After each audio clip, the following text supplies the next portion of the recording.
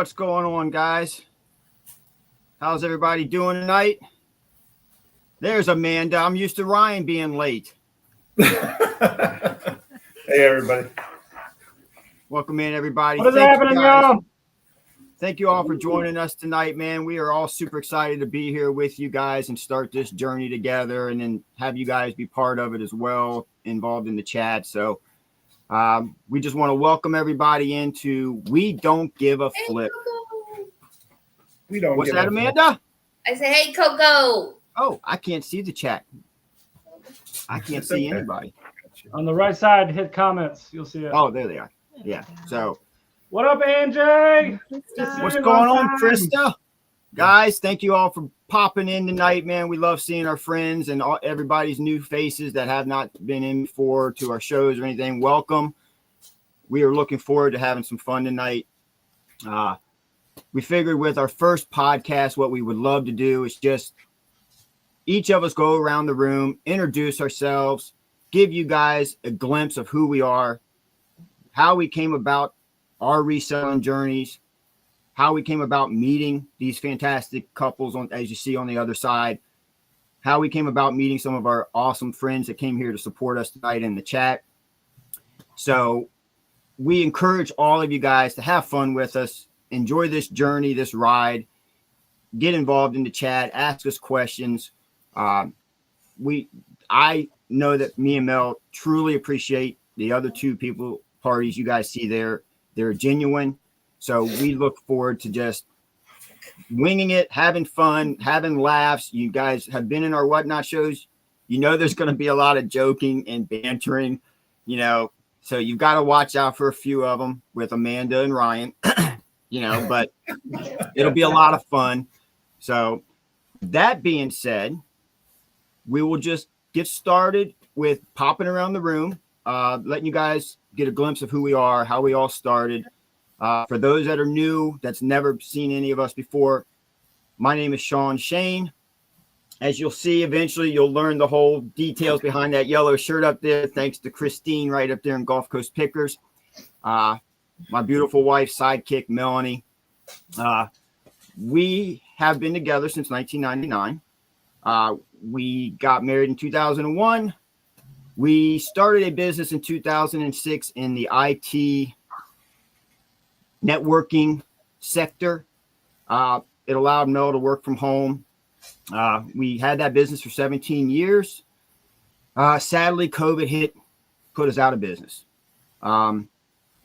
Leading up to that, all I ever did was refurbish furniture. I would go and resell furniture, find free furniture on like Craigslist back in the day, Facebook Marketplace, some auction houses, go and get the cheap furniture that nobody wanted. I would flip it, make great money. It paid for all of our family vacations through the years.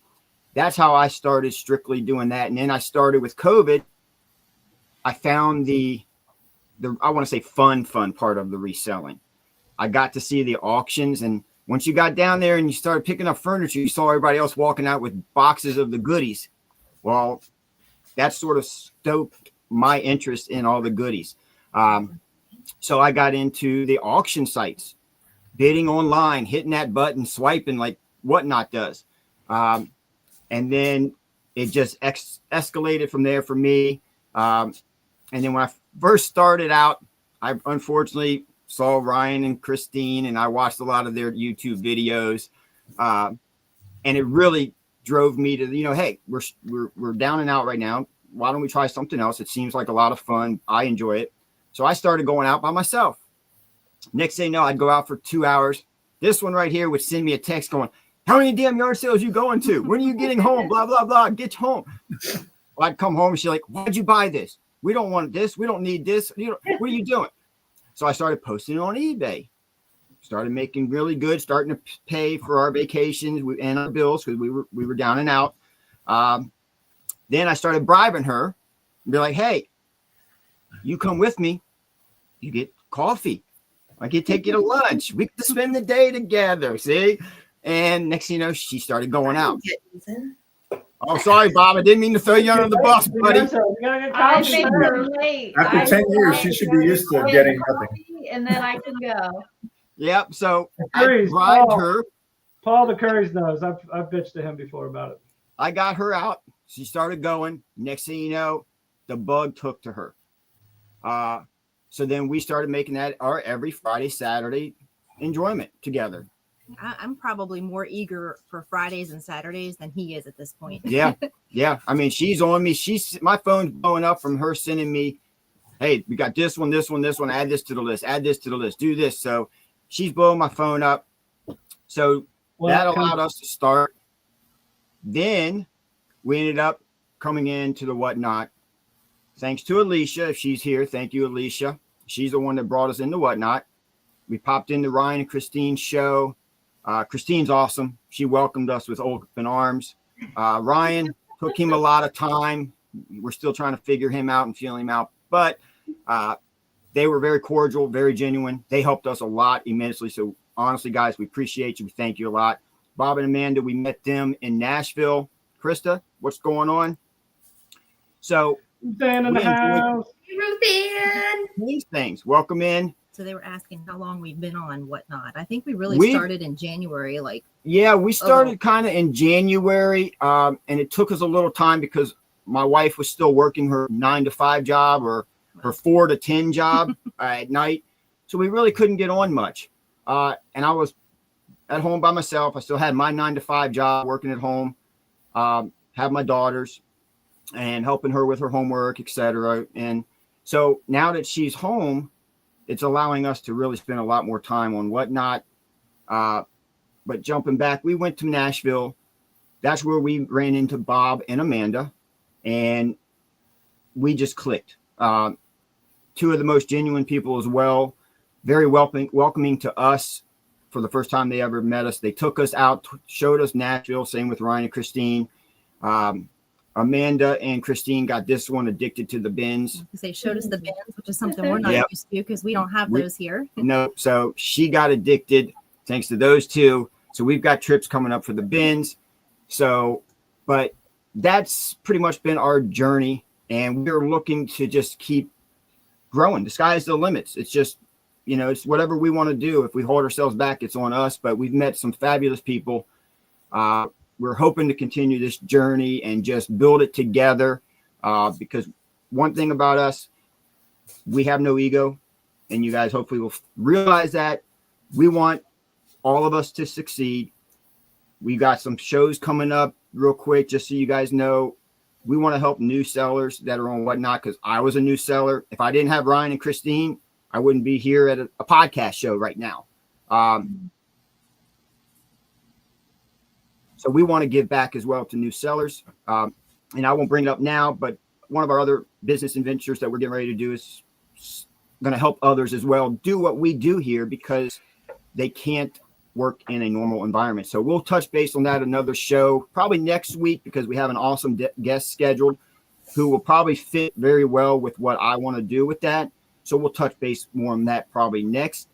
But again, please just have some fun, join into the chat, ask questions. But that was our journey to get to where we are today.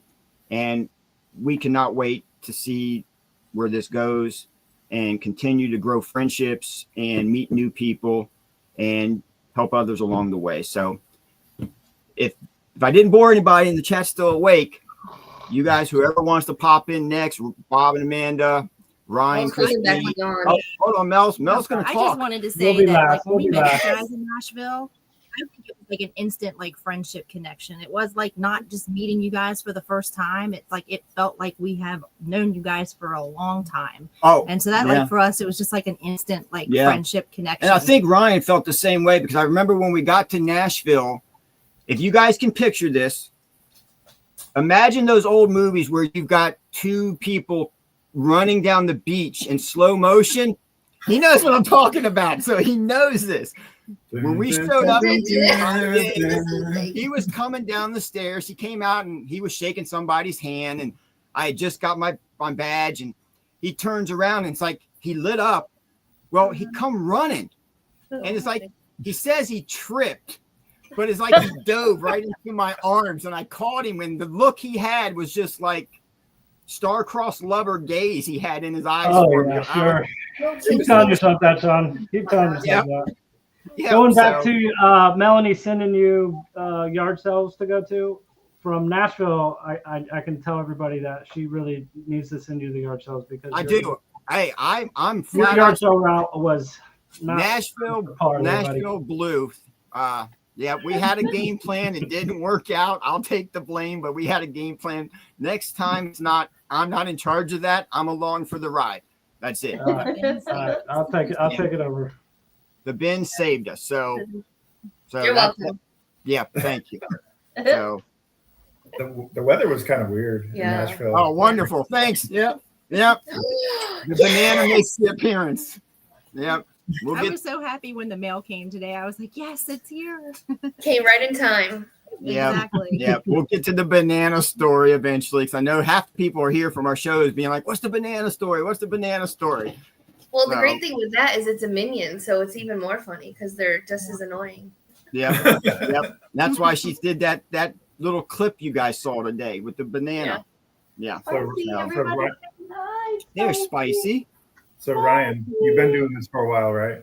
Why don't you tell us about what your story's like? Because I think, and you have had YouTube channels, you've had podcast channels, you've done this before. If you want to give us some insight We'll get to that, Rosie. on what your story is. You know, the banana Yeah, we can go next. When do we Oh, start? We'll yeah. get to that. We'll get Bruce to it. fans. Reselling. So my story is like most. I came across a Harry Tornado video and seeing what he was doing.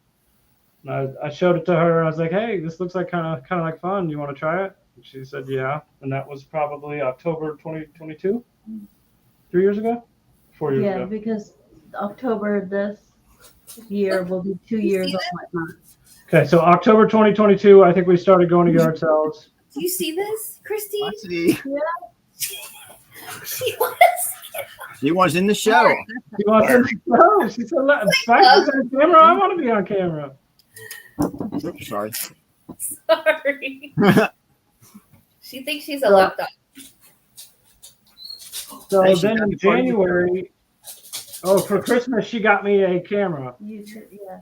a Osmo Action. It's like a GoPro, a different version, different brand.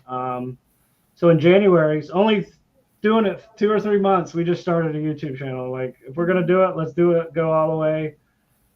Didn't know anything about reselling. Didn't know anything about YouTube. Had a channel.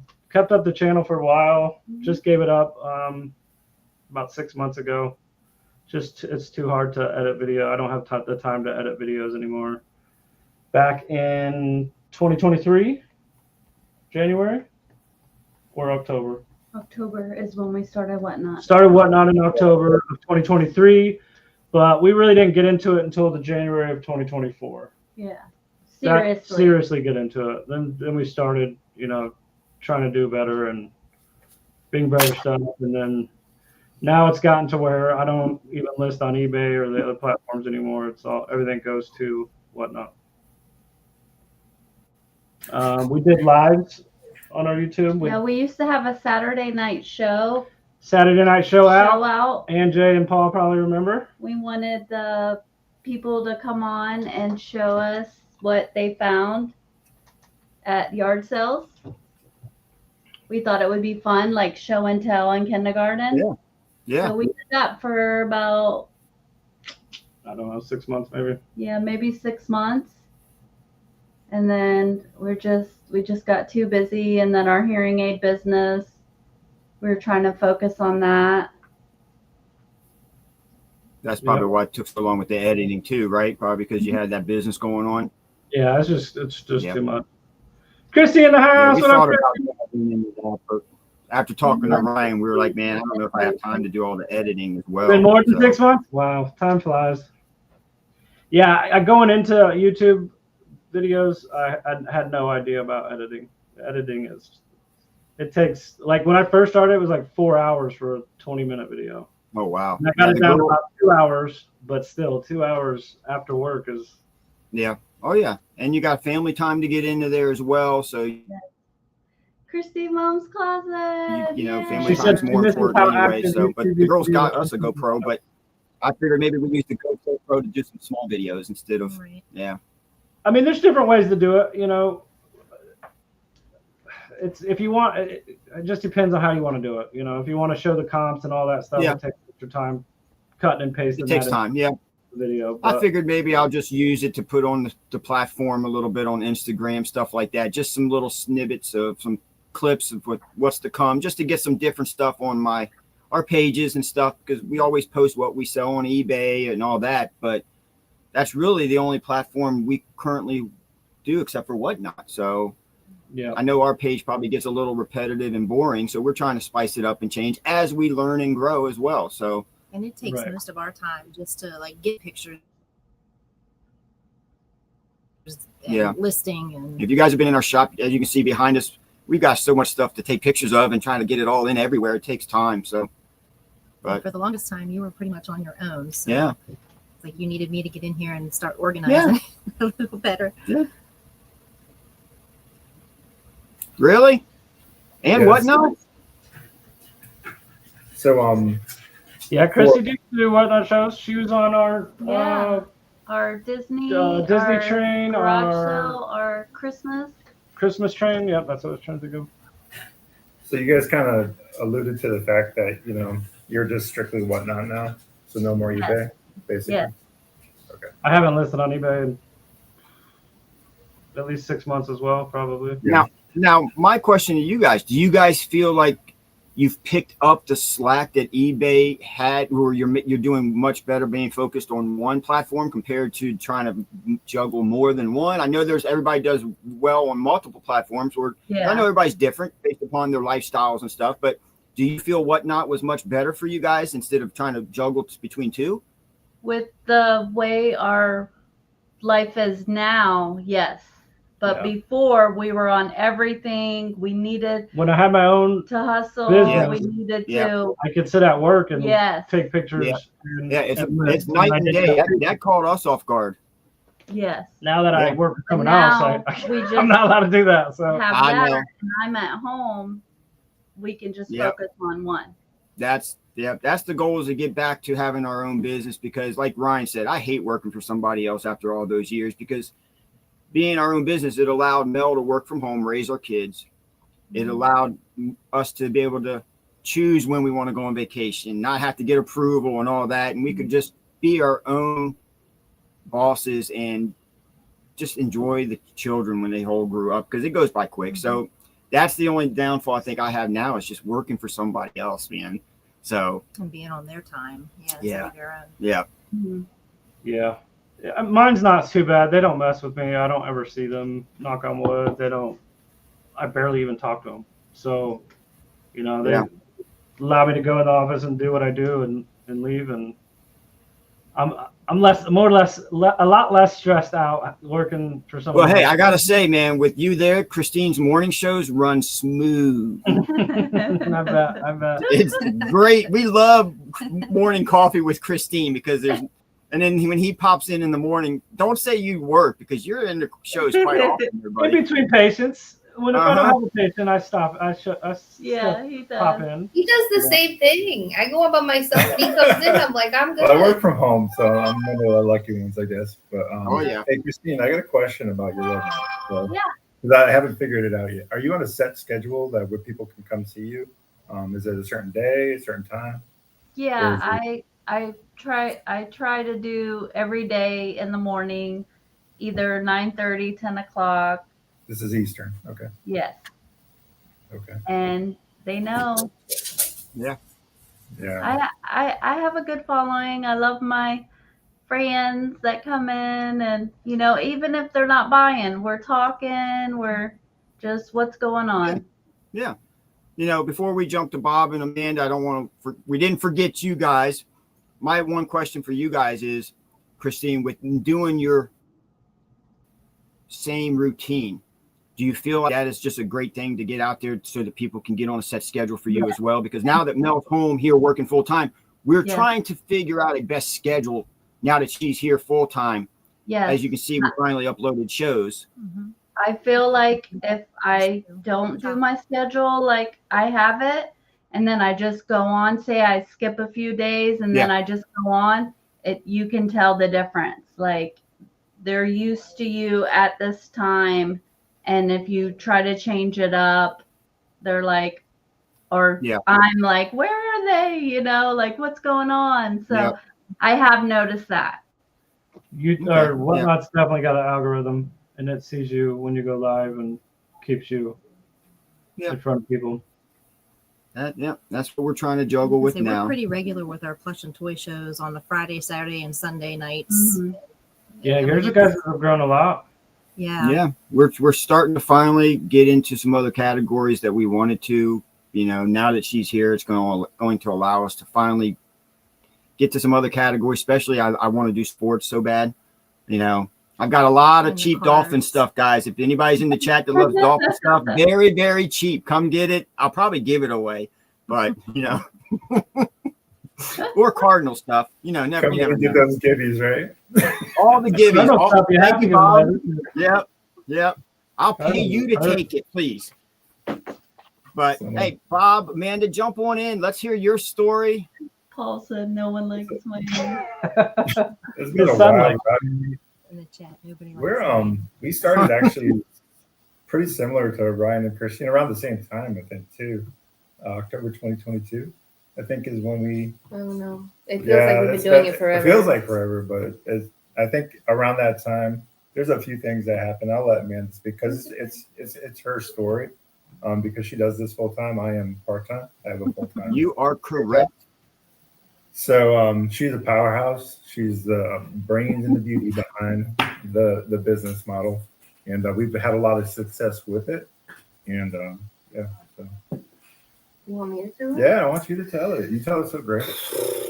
So, the whole plan for us where we are now was for me to be a stay-at-home mom because we, at some point, I wanted to be a foster parent. Not to get too deep, Bob and I just can't have kids together, and that's perfectly fine. We do raise our son, Caleb, obviously, but I didn't feel like I was done being a mom. And so our son is not one of those kids that has everybody over here because he doesn't play sports. He doesn't, he's a tech kid that likes to be on the computer like all the kids know. So anyways, we decided that that's something that we wanted to do. And we felt if we were going to bring kids that were from trauma situations into our home, I didn't want to be away from the home. I wanted to be here to meet the needs of whatever came into our home. So I was working for Target for almost 17 years. And Target said goodbye, and I said, okay, I'm leaving. So I got fired in 2021, which is perfectly fine. If it didn't happen, I'd probably still be there because I'm loyal to a fault. And is that where you got all the Plush behind you? No. Is that how you started your reselling business? Why you got fired? Bob said I should go back to school, so I did. That was the original plan. I went back to college and I got my bachelor's in human services, so I could be a caseworker. That's how it actually originally started. But anyways, COVID hit, and he was watching Gary Vee videos. Doom scroll.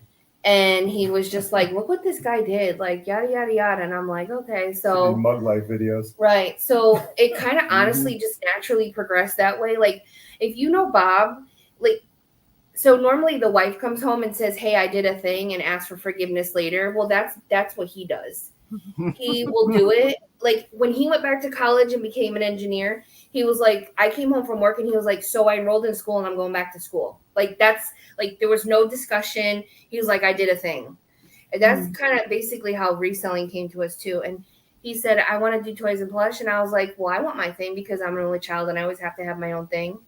So I decided to do Vera Bradley, and plush and toys took off. Vera Bradley, I was doing good, but I had to put all my attention to plush and toys because it just rocketed, literally like skyrocketed. It's its own beast. Hey, Jeff. What's up there, Jeff? So it's just kind of what happened. And I probably sell about 3 or 4 purses a month across Poshmark and Mercari, but We do a lot of toys and plush, and how Whatnot came for us was he's always looking, he's always hustling, he's always trying to find something else he wants. The more people that see our stuff, that's how Bob is. And I was like, I don't want to go live. I don't want people to see me. I'm very self-conscious about myself. And I was like, the last thing I want to do is get on camera. No. And here I am doing a podcast. I mean, here we are. Yeah. So we went on our first live January 13th, and it was a struggle, like Of last hard year. struggle. Yeah, we've been on for just over a year. And I don't even know how it happened, but Ryan and Christine just popped in our lives, and it's been so great ever since. And somehow we ended up on their raid train, and it's just I don't know. It's just I think originally what it was is when we went onto Whatnot, I started buying from them because they have great prices and great deals, and they have great items. They have a real good eye for quality stuff. So if you're not already following them and buying from them, you really should do that. I give I it think all that- Christine credit. I think that's because Christine and I are very similar in what we pick up. We pick up the nostalgia, we pick up the memories, we pick up the stuff that we had when we were kids. And not to make, for you guys to feel bad about Bob or anything, but we are different generations, and so there's like 8 years apart from us. So the things that we know will sell, he didn't have growing up. So he was like, really? So when we source, a lot of the sourcing is because of stuff that I pick up.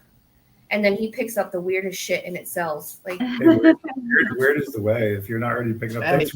all I know is when we went to the bins in Nashville, everybody's flocking to everything. Next thing you know, I look out of the corner of my eye. There's Bob by himself at all the other bins and finding awesome items that were left behind. And I've watched him sell them on the show from that after we got back from Nashville. It's like Bob's a scavenger.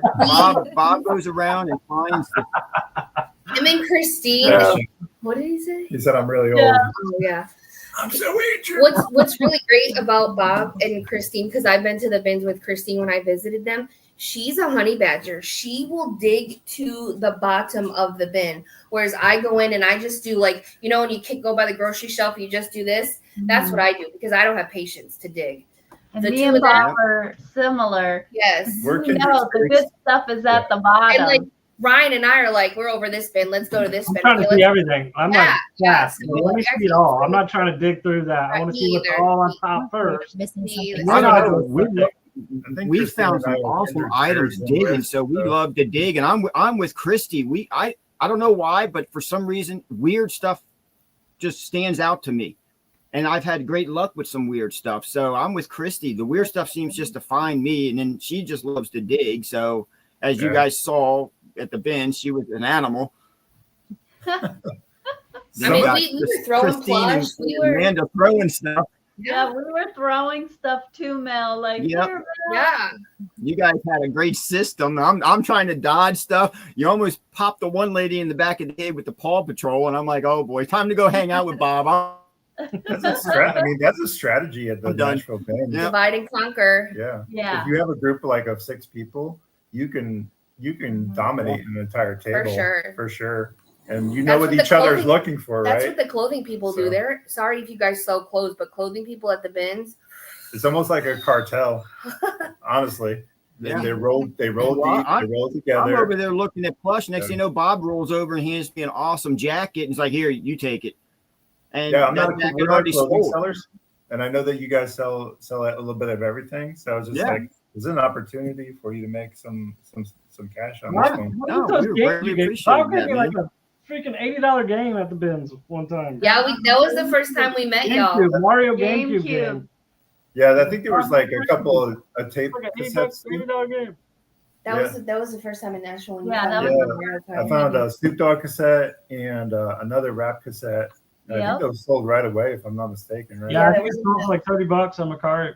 Yeah. So, I mean, we've always professed not being gatekeepers or being like greedy goblins or whatever you want to I call think it. we're pretty good We're sharers. pretty- we're like pretty not sharers to and not to be generous, like brat, but like when Ryan and Christine came and we took them to a few of the places, I was like, you want it, take it. Like, because I will always have the opportunity as long as we Right. live here to continue to shop at these Right. places. Same thing with Nashville. We have honey holes. Yeah. Obviously, you can tell by Right. what we have. But Yeah. I mean, we don't want for nothing, and that's it's just we're very lucky in that way. So, when they came, I was like, whatever you guys find, like, don't feel like I'm going to be like, oh, it's mine. No.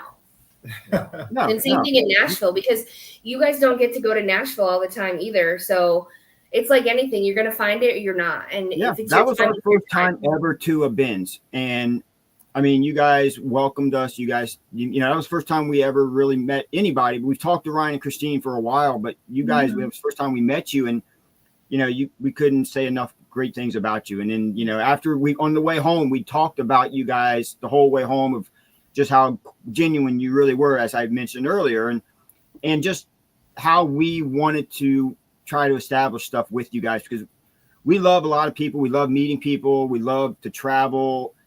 And when we're out on the yard sale hunt, we talk to everybody. You know, we meet some characters. We meet a lot of people who look at us as competitors and they hate us, but we talk to everybody. And I don't know, it's just like she said, we clicked with you guys, and you guys were so genuine in helping us down there, showing us around Nashville as our first trip. So I just want everybody to know that, you know, what we say, you guys live up to everything we say. So, you know, We appreciate that. Thank you. yeah, except for Ryan. Yeah. We except for Ryan. Christine, we love Christine to death. Ryan, like I said, we're learning him, but we love Christine, so we have to put It's up okay, with Ryan. I love you. it. Hey, speaking of that, when are you going to go see him? I'll be there Sunday through Saturday. Oh, sweet. Uh-oh. Sweet. Spoiler alert, everybody. Bye. See Yeah. ya. Spoiler alert. I see a Whatnot collab show coming up. soon. Oh, yeah. Don't give away all our secrets. Be Uh-oh. quiet. Amanda, you're going to leave Bob unsupervised. You do realize what's going to be at the house when you come back, right? A mess. A mess. Yeah.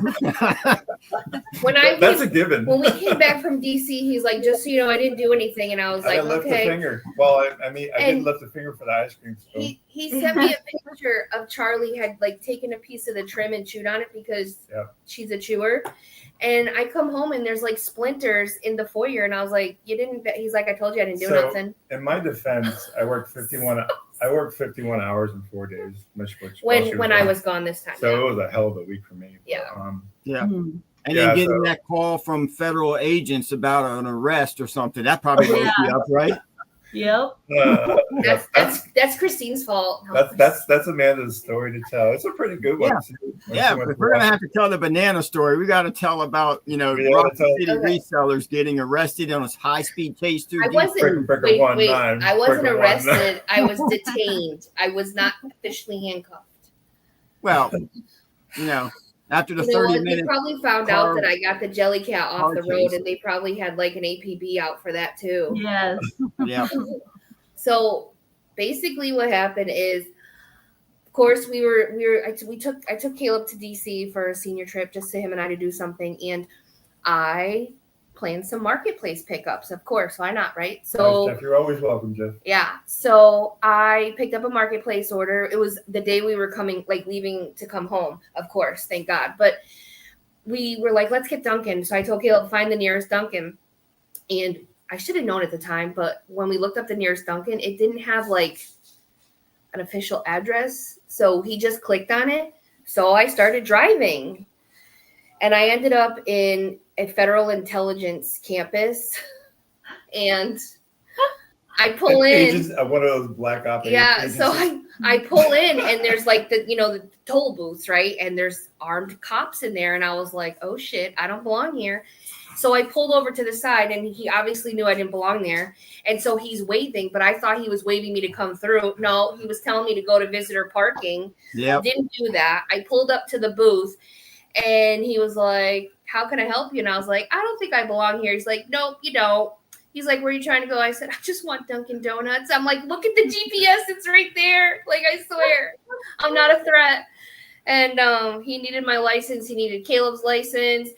And we were there for like about 15, 20 minutes. And after being there for like not even 2 minutes, a big SUV pulls up behind me. The guy comes out. The officer comes out. He's got a gun. You know how they patrol when you see on TV? Oh, he had it like patrolling. I was like, Jesus, oh my God.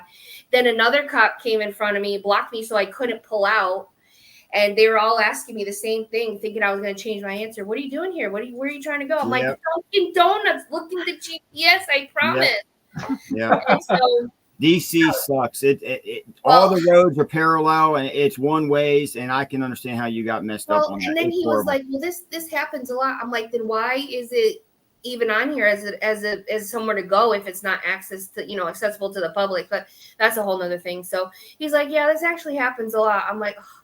So they ran my ID. I said, listen, my husband works for the State Department. Nothing better come back on that ID. And so finally they said I could go. And then once you go through, there's another checkpoint. And he's like, if you go past that checkpoint, there's another protocol. And it's going to be worse for you. I was like, got it. So I bought one of those rubber gloves. Oh, great. So Now Ryan's coming to DC. Great. Ryan's coming to DC. I pulled forward, and the other cop comes out of his booth, and I fucking whipped that shit, and I was out. I was like, I don't even care. I'm out. And I called Bob.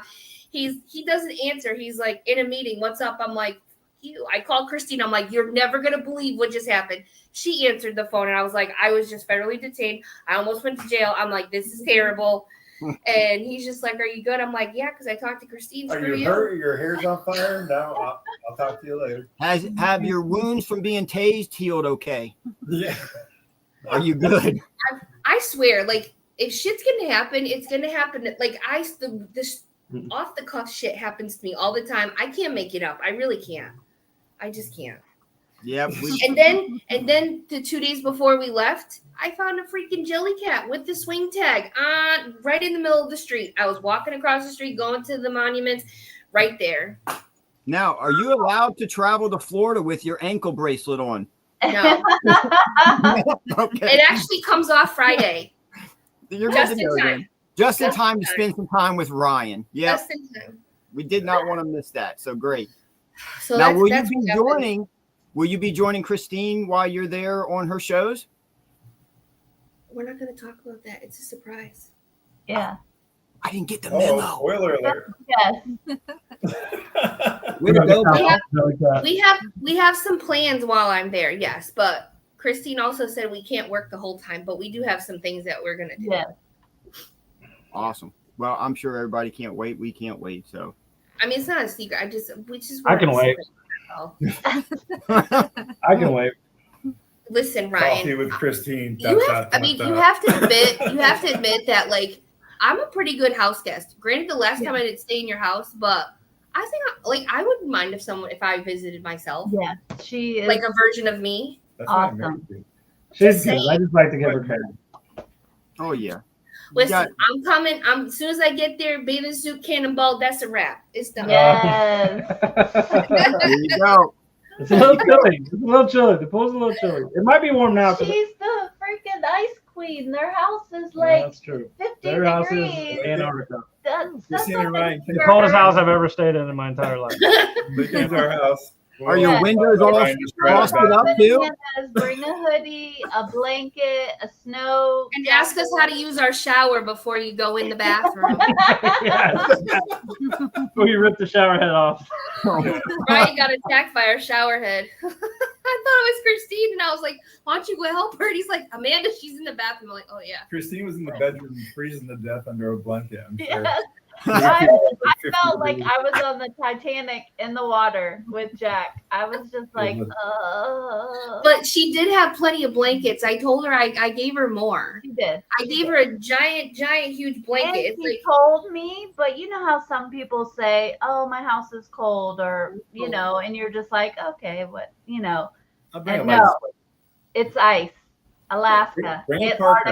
Antarctica. Yeah. it's so cold in our We used to house say that that when we there's stayed in hotels. condensation on our windows. What'd you say, Mel? Sorry.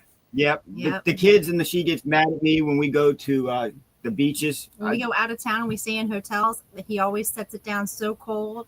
I will sleep in a hoodie with the hood on and the strings pulled. In the middle of July at the beach. Yep. That's great because you don't have to pay for that. Yeah, Yeah. that's true. Turn it down real low. Yeah.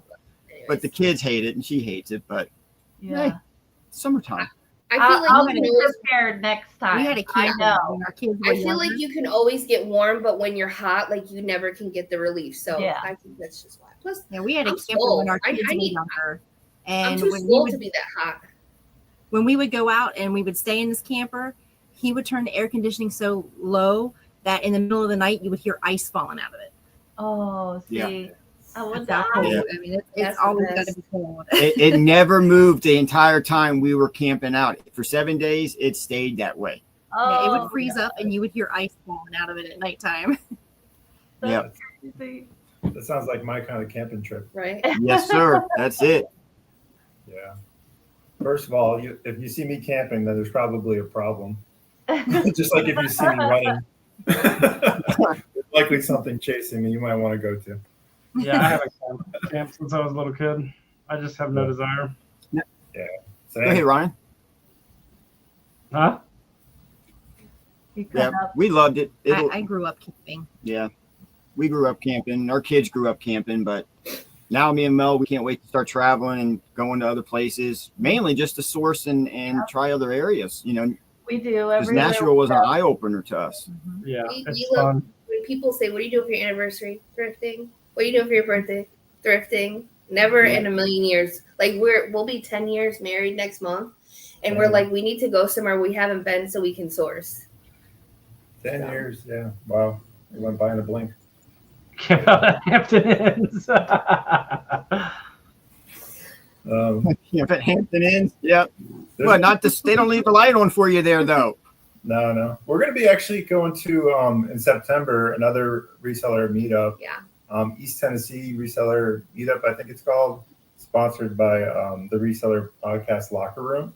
Mhm. So if you guys aren't following them and you want to check out a Reseller Meetup, I would suggest following those guys. And Now, that how far side do you is guys travel? What's the furthest that you guys have traveled to do that? for meetups, we've only been to Nashville, but to thrift, we've gone home back to Connecticut and thrifted. I've thrifted in Florida. I thrifted in DC. We've just mainly the East Coast. So you're like 2,000 miles is the farthest we've ever tripped. Yeah, but not with the Wow. intention to thrift. We were just visiting, and the opportunity came. So Yeah. what's good about reselling, a lot of people don't talk about this stuff, like the tax stuff and all that stuff. But if you do business and you have a justifiable business expense, like traveling, you could do a lot of traveling with this type of thing that we're doing. So you get an opportunity to meet a lot of nice people. Or if you go out and have dinner with other resellers and you talk Yeah. about reselling, that's a write-off. Yeah, those are some of the Yeah. things that people tend to forget about when you're doing this. You know, you're running a business. Yeah. You know, you are technically a vendor or a contractor for whatever platform you're selling on. So, but it allows you and affords you the opportunity to have a schedule that is open and kind of free to a degree. Mhm. So you can do things like be a stay-at-home mom or homeschool your children, Yeah. or be a foster parent. Yeah, see, look what Christy said. Yeah, so it looks like Christy, that's just goes to show you I mean, no shame. I'm gonna write off this trip. I'm going to Gulf Coast because she's gonna work. I'm gonna work. Work while Hey, she's I mean, the miles add up. I mean, it's like a marketing. It's like you're going to an event. I mean, we are technically going there to market and meet, and it is a business, exactly like Bob said. So, but Last year, it's a fun business. Well, last year I brought the laptop and I listed every night before I went to bed. Christine's like, "Are you gonna relax?" And here's the thing. So I think there's a sense of guilt that I don't have a 9 to 5 anymore, that where big thing. Bob has the 9 to 5. So I feel like I'm not doing enough monetarily wise to contribute to what he's doing. Because in the very beginning of our relationship, I made more money than he did. She was my sugar mom. And so like I know that Love he's- them sugar mamas. too, bro, me too. Yeah. I need one of those. I know that there's never going to be a balance. Like relationships are never even kill, right? Sometimes someone gives 80, the other person gives 20%. It's never the same, right? But I think there definitely is a sense of guilt that I don't have a 9 to 5. Did I give that a freebie to you? Huh? Is that a He Notre must Dame have been in hat? our giving. No. Ryan must must have have been won in our our giving. divvy. I think there's a sense of guilt. So for me, the only thing I know is gas pedal, because if I'm not working, I feel like I'm not doing enough to contribute So do to I, the Jeff. overall. So I think that's why, like every time I talk to my friend Sabrina, she's like, "What are you doing?" I'm like, "Yes." She's like, "Well, you're either listing, taking pictures, or you're going on whatnot." Like literally, that's all I do. And Bob says, "Well, that's not all you do; it's what you get to do." And he's right. you know, so it's kind of like the perspective, you know, it's not what you have to do, it's what you want to do and what you get to do. Yeah, it's a good So idea if you're getting burnt out and you're having trouble finding joy in what you're doing, regardless of what it is. Just remind yourself, you know, you don't have to do it. You get to do it. and the other thing too, It's about gratitude. right? Now, does anybody have any regrets of where this is taking you so far? I mean, or do you guys just have fallen more in love with it now that you are established and you see? I mean, because for us, we just, this is the community. We love it. You know, this is what we would eventually love to do full time, you know, and get out of the other sectors because we've met so many great people. We love it. Yeah. Yeah.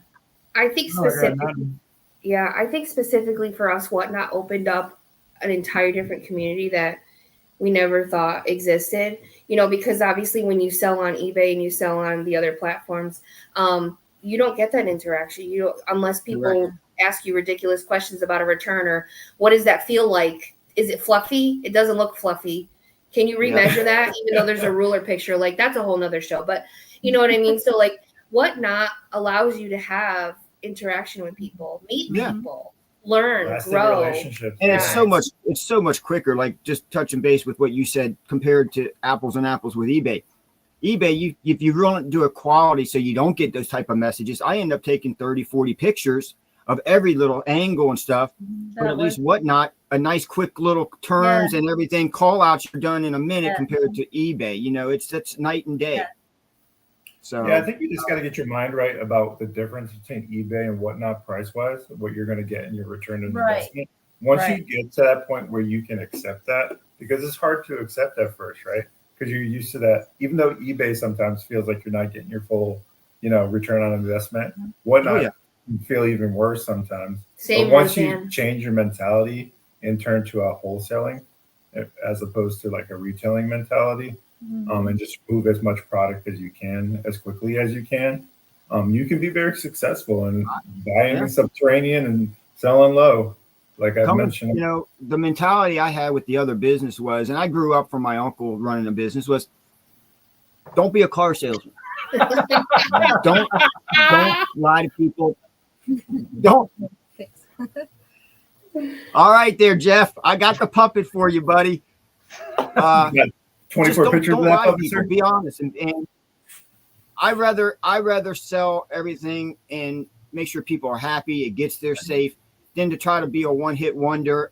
I'd rather grow something and have everybody want to come back and spend time with us to have fun in our chats, in our groups. If you buy something, great. If you don't, it doesn't matter. But that's how I feel. That's what my uncle always instilled in me is don't be the car salesman, one-hit wonder, and then forget about them. You build that community, you build that, they let them come back to you and treat them right. And then the volume will speak louder than just one or two people over here. You get the volume of people that want to return to you. And then, you know, you can make it up that way without having to rake people over the coals for profit. Because that's not what, you know, we're trying to do. So it's a big difference.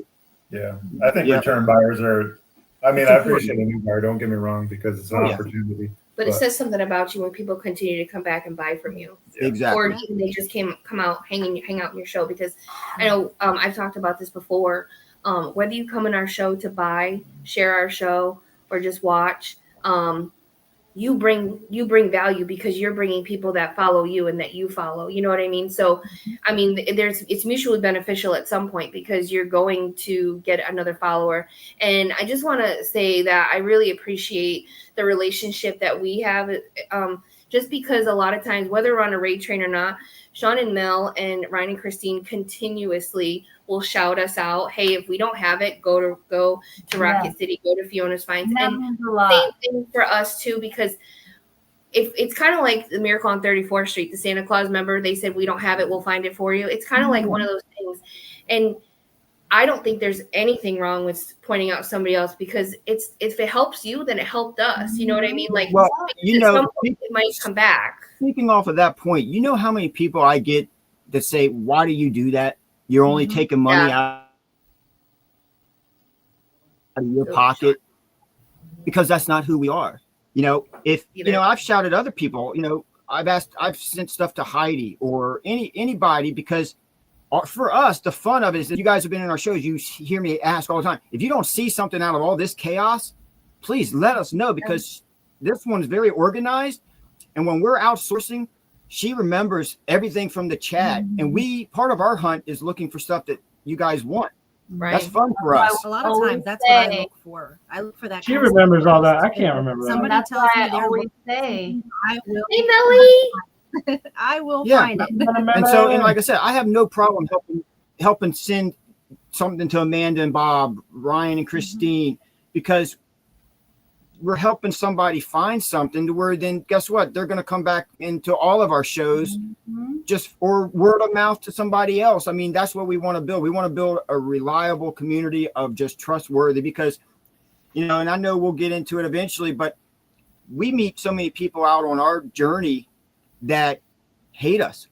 Now that we finally got recognized the one time, people are Isn't that realizing great when that happens? They're racing us down driveways. They're like getting out of their vehicles and taking off running to try to beat us. And some of them don't even stop their car all the way as Their they're getting doors out aren't and even running. shut. They're We just went through running. that. And then when we get up to a sale, and they're like, "Oh, great, you're just going to buy it all." I'm like, "I'm paying their price. You're not buying it. I'm buying it." And then this one guy just followed me to every sale, telling every homeowner, Oh, he's going to buy everything. He's going to buy everything. Don't work with him. Paul. And I'm like, Sean, Paul is saying sorry. was it Paul? Yeah. Paul Weston. Yeah, I know. I didn't know he was in here. I didn't mean to shout him out, but yeah, that dude, God, he's everywhere. I think he put a GPS on my car or something. You're air tagged. I put it around. It's like he's got a little bell attached to me or something. It's like he's there. No, you're air tagged. Yeah. Now I am. Yeah. That's exactly what it is. But that's also the thrill of the chase too, right? And another, well, then I don't want this to sound cocky at all, but it does work, because we were on the raid train, and Ray of Sunshine was like, "Hey, do you have Jellycast?" I said, "No, but Gulf Coast Pickers does. They were just on." Ryan put it in there, buy it now, and she bought it. Like, so it's great when things like that happen. Also, Sean sent Hannah Loves Webkins to us, girl, that she bought almost every webkin I had during my like $1 to get to 1K in sale. So I just think that's really great if we don't have it, that we are able to do that. No, I mean, if somebody else wants to do that in their shows, let them. But I will always throw it to our friends, not just you guys, but any of our friends that we've met that comes into our shows. We've established some great relationships, and I have no problem we've got a lot of stuff. There's always going to be so many people out there looking for stuff. I'd rather throw stuff to everybody and do it that way than worrying about, oh my God, I'm gonna keep it to myself and everybody I'll find it. finds different things too. Yeah. It's like, it's different areas Like have Amanda loves the little people. Yep. Yes. Oh, we know. Trust me. I got 30 messages. Hey, can I have them for a quarter? Can I have them for a quarter? No, I'm just I will wear it. Backpacks in the house. My bestie made Yay, it. she made it. Yay. But on the flip side of that, I really think we'll do a show on this too about like whatnot etiquette. But I think one of the things that, I still struggle with is holding my face when someone comes in and asks for giveies instead of, hanging around or poaching people and I know that that's a learning curve for all of us because we've all made mistakes and done stuff like that. Or they may not just give a flip. Right. They just may not. Yeah. But I think what people don't also realize is when we're on a raid train, it's a train for a reason because we're all there to support each other. So we always say, hey, we don't have it, but someone else on the train. Hey, Amanda, you're next on the train. Do you have it? No, I don't. That's different than as opposed to just coming into someone's show and saying, hey, if you ask if I have it, I say no. And then you just say, I have it. Come buy it for me. That becomes an awkward situation because it changes the vibe. Not that I mind. That's why we try to do our best to shout out everybody. Yeah, it's just a little different. It hits differently. Hey, Chrissy. I can't wait. Some of us struggle to remember the list of the sellers on the raid train sometimes. Oh, I'm really bad with what I'm that looking too. at. Yeah, I'm terrible at that. Yeah. Especially when you get 10 deep on that one finally. This was a really good raid train. There was so many good Cool. This past Not Wednesday. not to stoke his ego or get him swelled up, but Ryan does a fabulous job finding people to come to our train. Mhm. And we're thankful to finally be allowed to on the train. He's kicked us off for many times. I've tried forever to get on the train. He wouldn't let us, but Well, that's No. because Mel's finally available because it's a duo. I know. not a solo. Finally here Yeah, it's only because So- Mel. every is- night. is It was involved. really about getting her. That's all. I figured as much, but hey, I can't always be the eye candy. Andrew got me on camera. I'm so happy for that Look too. how far she's come. She went know. from just speaking off camera to a hand model to Yeah. the showing the other night to now she's speaking. If this All doesn't say Yep. something about her growth, I'm just I think am it's a very great. introverted person. I'm the one that will sit in the back of the room and I will take everything in. So yeah, this is just not but if my you talk element to her, at she'll all. talk to you. But Yes, she's absolutely. she's not I'm the the one that same. really I love Yeah. to talk to people, but most of the time you have to approach me first. what's up there, Chrissy? Saying, Yeah. Listen, I know. I said I swear those Amanda two, is the mayor. Amanda will talk to everyone. I you will two, talk I to swear, the Tree. more we learn that you two are like a spitting image with the way you guys source, the way you guys talk, and some of the same habits. It's crazy how, Ooh, you Chris know, Snuthers in here. and Hey. I mean, I would have thought with you guys being so close, you would have probably had a better way to trade up than what you got, Christine, but it's okay. Well, Not her. it's really interesting because like meeting Ryan and Christine, Bob and Christine are Yeah. like opposites, like the same. They're opposites of us, right? So like, and Ryan and I, we're like, fuck, let's keep going, let's keep moving. Like, hey, how are you? What's going on? They're like, fuck, I'm going to I look for think stuff. Christine Where, touched base on that one time to where she said we all sort of complement ourselves. Each one of us in our Yes. relationships, there's one of us that all three of us are the same, three of them are the same. It's Alicia. crazy how that worked out. Alicia, Alicia, you want me to go grab Remy? Instant connection, instant friendship connection there. Yep. Yeah. What, did somebody already give Ryan the number one finger in here? Oh, I had to give it to Elisa. Sweet. Who was it? Alicia.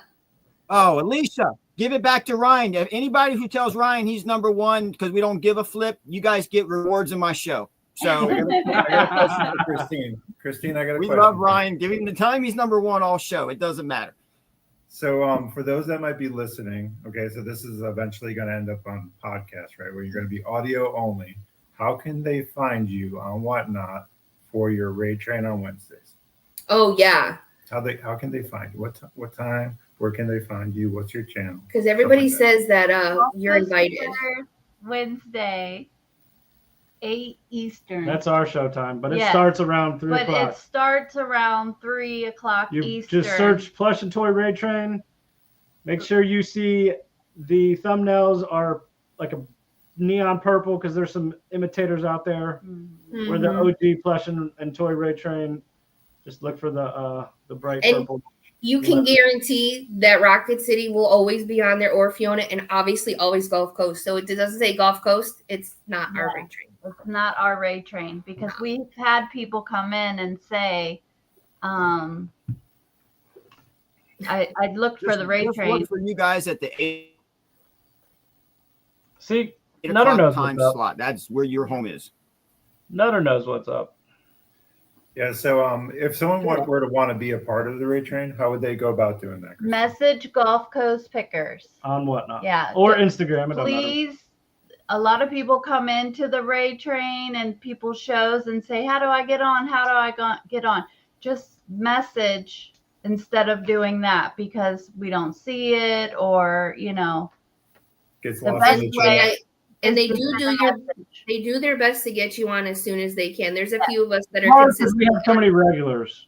Right. And And people got to realize we have so many regulars that get first priority. I can only get like one or two in usually a yes, week. we try to do at least one new seller every week. Yeah. No, you guys do a But phenomenal now we job. are getting lots of requests from new sellers. We're doing the best we can. Mhm. No, you guys do a fabulous job. Just be Now, how long patient have with you her. guys been doing the raid train? Since you started Whatnot, or how long have you guys been holding the Yeah. raid What? train? How did that happen? So we started getting serious in January of 2024. But this October will be 2 years on Whatnot. I think Woo! in March or April, Alicia, it's Alicia on whatnot, Alicia Garcia. I seen her story on Instagram. She wanted to get people together for some raid trains. So at first we did clothing and garage sale. I don't think we had plush and toy. We might have had plush and toy. No, we did. We did, yeah. I was doing like 3 raid trains a week. We were doing 3 a week. And then clothing was boring to me then, so I stopped it. I'm like, I'm not doing clothing no more. It's not fun. So then we just had garage sale and plush and toy. And now I don't do garage sale. I don't source that way anymore. So yes. Because before we were doing everything. We've niched down quite a bit. If I see something cool, I'll grab it because I just got to. But I think that's where our problem was at the beginning, was being so new and watching all the videos of everybody buying stuff up. You're thinking, oh, I gotta get that. You did. I didn't learn at first to start really paying attention to the sold comps and all that. I went based upon what I saw from you guys and others, and I'm like, I didn't register at first. Was like, they'll do better selling all that stuff because they have the followers. Me as a beginner, all I'm doing is becoming a hoarder, and getting stuff listed, but it's just piling up because I don't have the following. I don't have the base to sell it right now. And I think a lot of new sellers can learn from that, from all of us with all of our inside tips and now learning some experience of try to help out, because that's what I think I learned the most, and what hurt me the most was I was just out there sourcing and buying everything up. And we did had that the same conversation the other day. we did the same. I think that's one of those things When you have to do. Yeah, when you first When start. we first started sourcing, we didn't have a whole bunch of money, so we would buy all the cheap stuff that we could so I could list as much as I could and keep that algorithm going. But in the long run, it really wasn't worth it. Yeah. Exactly. And that's a learning curve that we've all grown, and it's, I guess it's just par for the course. It's one of those things as a reseller, when you first get into it, you're kind of gung ho because you want to go, but you got to step back for a minute and start really paying attention to where your return on investment, how good is the stuff selling, because then you're actually just going in the hole a lot further, and you're hurting yourself further because you're not moving the items because it's just not a great sale rate, or it's just flooded the market. So for me, it's like being a new seller. I worry about like the down months, like in the winter months when we don't have the yard sales that we can source, because we don't have like the indoor, like the bins and things like that close by. So to me, it's like I feel like we got to buy so we have enough inventory to make us through those months. But we had that conversation the other day that we were talking about wanting to like really hone in on what it is that we enjoy and want to buy, and maybe just buy specific things instead of everything. Or we'll just have to travel to the Gulf Coast and visit Ryan and Christine the whole month of October, December, and January and stuff. And Bob and them come down too. Halloween, Mel. We'll have Halloween party. Yeah. Yes. What is I just wanted to say something about that too. Like before we were on eBay, Mercari, Poshmark, everything, that's another thing that I like about Whatnot is the interaction with the people. And I always say in my shows, tell me what you're looking for. So when I source, I'm trying to find that stuff, where before on all the other platforms, I'm just buying all kinds of stuff, hoping somebody wants it. Exactly. The spaghetti at the wall, basically, approach. Exactly. What's on the wall? Exactly. Right? So when you guys first started, because I didn't do the research, Bob came to me and was like, hey, this is what we're gonna do, and I'm like, okay, like spreadsheet in his head, and I was like, okay, I guess I'm on board, right? Because you want to support, unless it's illegal, or maybe you do, I don't know, but I mean there are some my retirement plan. There are some Bonnie and Clydes out there, but what is the biggest financial regret of something that you bought thinking it was going to sell and it was awful? No. I'm going to say for us was Beanie Babies, like dumpster fire, those things. Yeah, we were those people. Not to be confused with the Beanie Buddies, the bigger ones. I'm talking about those. Yeah. We've got a ton of Beanie Babies, but embarrassed to say they were my personal collection, because that was my thing. I bought every single one that came out. So it's not that we went out and bought them. It's just that was my personal collection that's coming out to finally be sold. I think for me, when I first started, it's not like a big item, but I was buying a lot of the cameras up and stuff. And then a lot of the cameras, I didn't know a lot of the camera stuff, but I was, again, young, green into the whole reselling. So I was just buying them up. But I had a lot of cameras. So I think the cameras really messed me up with buying so many that really were not profitable, and some were not working. So for me, that was where I probably messed up a lot in the beginning. It was not a big item, but a multiple items of the cameras and stuff like that. Cause I thought everything was going to be profitable and great because they were electronics, and not the case. Yeah. So I would say records, VHS, and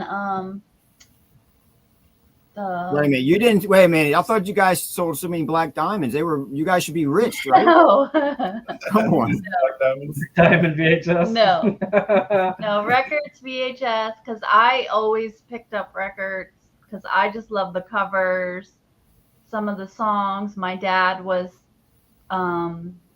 guitar player, blues, so I would. Right, Chrissy. Yeah, I would try to pick up that stuff because I just thought, oh, people want this, and Now, hey, the thing is, though, I don't know about you guys or not, or if anybody in the chat that sells and whatnot. We've been getting a lot of requests for Beanie Babies. I've seen it this week. I don't know if they're coming back to the new generation, but we're getting a lot of requests for Beanie Babies. You had a few this week. I've seen it in your show.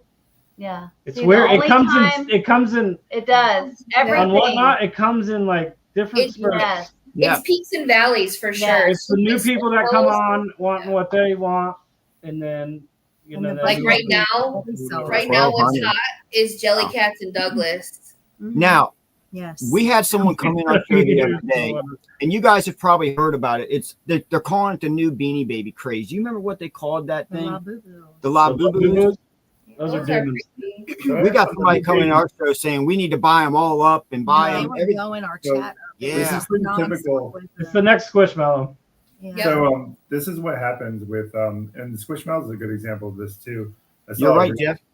I saw a reel today, and it said basically during the economic downturns, they put out these like viral toys to make people have a dopamine reaction, so that the way you buy from them. So they create these trends. Now we're getting a conspiracy. This is Ryan and I's wheelhouse. These conspiracies, Jesus, right? I'm sorry, you guys. So basically, what's going on is during COVID, Squishmallows went viral, right? Now during this economic, we'll call it downturn, maybe, if you want to call it that. I personally haven't seen it Maybe be it's as just an bad. economic pivot. But Labubu, right, or whatever they're called. Don't. The don't-don'ts. They're just the next iteration of it, right? So either you're in it and living it, kind of like the Fisher Price Little People right now. We were selling it before it became viral on TikTok, right? But now that it went viral on TikTok and everybody wants the Fisher Price Little People, we're actually set to benefit from that. So it depends on where you are in the end of the spectrum. But we also have. I got an entire room full of Squishmallow. I can't move. Right. Yep. But when it comes back, comes back around, Everything comes back, See, right? and that's what's crazy between, and We again, do that's well where with everybody's Squishmallows. different. We do very well with Squishmallows. I mean, we don't do great with Build-A-Bears like you guys, because I mean, We don't either. you guys are the Build-A-Bear, like you guys got everything with Build-A-Bear. We don't have What did the you say? inventory What did Bob say? thing. I said we don't do well either with Build-A-Bear. It was a joke. Wow. he knows the truth about the Build-A-Bears and the Squishmallows, and I'm just gonna leave it at that. If you want to know the truth too, you better Oh, follow we're her. bigger in the house. What up, Tommy? It's fun. Bob, so what happened with Build-A? I'm not Well, saying Tommy, I want to get you on here eventually. I sent you a message today, so just hit me back up on IG. what happened with Build-A-Bears is when we first started reselling, Bob joined Facebook groups, right, to just figure out what people liked, what was good, what wasn't, because these are people that like these My things, data right? scientist, just so you guys context. So is he everything. joined the Build-A-Bear group, and he was like, wow, these are really worth a lot. We should really pick these up, blah, blah, blah. And of course, we would always pick them up at the bins, or we'd always buy the ones that back. I love it. Pick up the ones that had clothes so we could sell the clothes separate from the Build-A-Bear, you know? And I can't leave a Squishmallow behind. Like I just can't. I was hiding them our last binge trip. I was just like, You hiding them from her? I was putting Squishmallow into the cans and all kinds of places just so she wouldn't pick them. Can I say something real quick? Of Y'all course. go follow Buffalo Picker. He does a reseller podcast on Sundays, I believe, at 7:00. Y'all go check him out. Go follow him. Check out his podcast as well, please.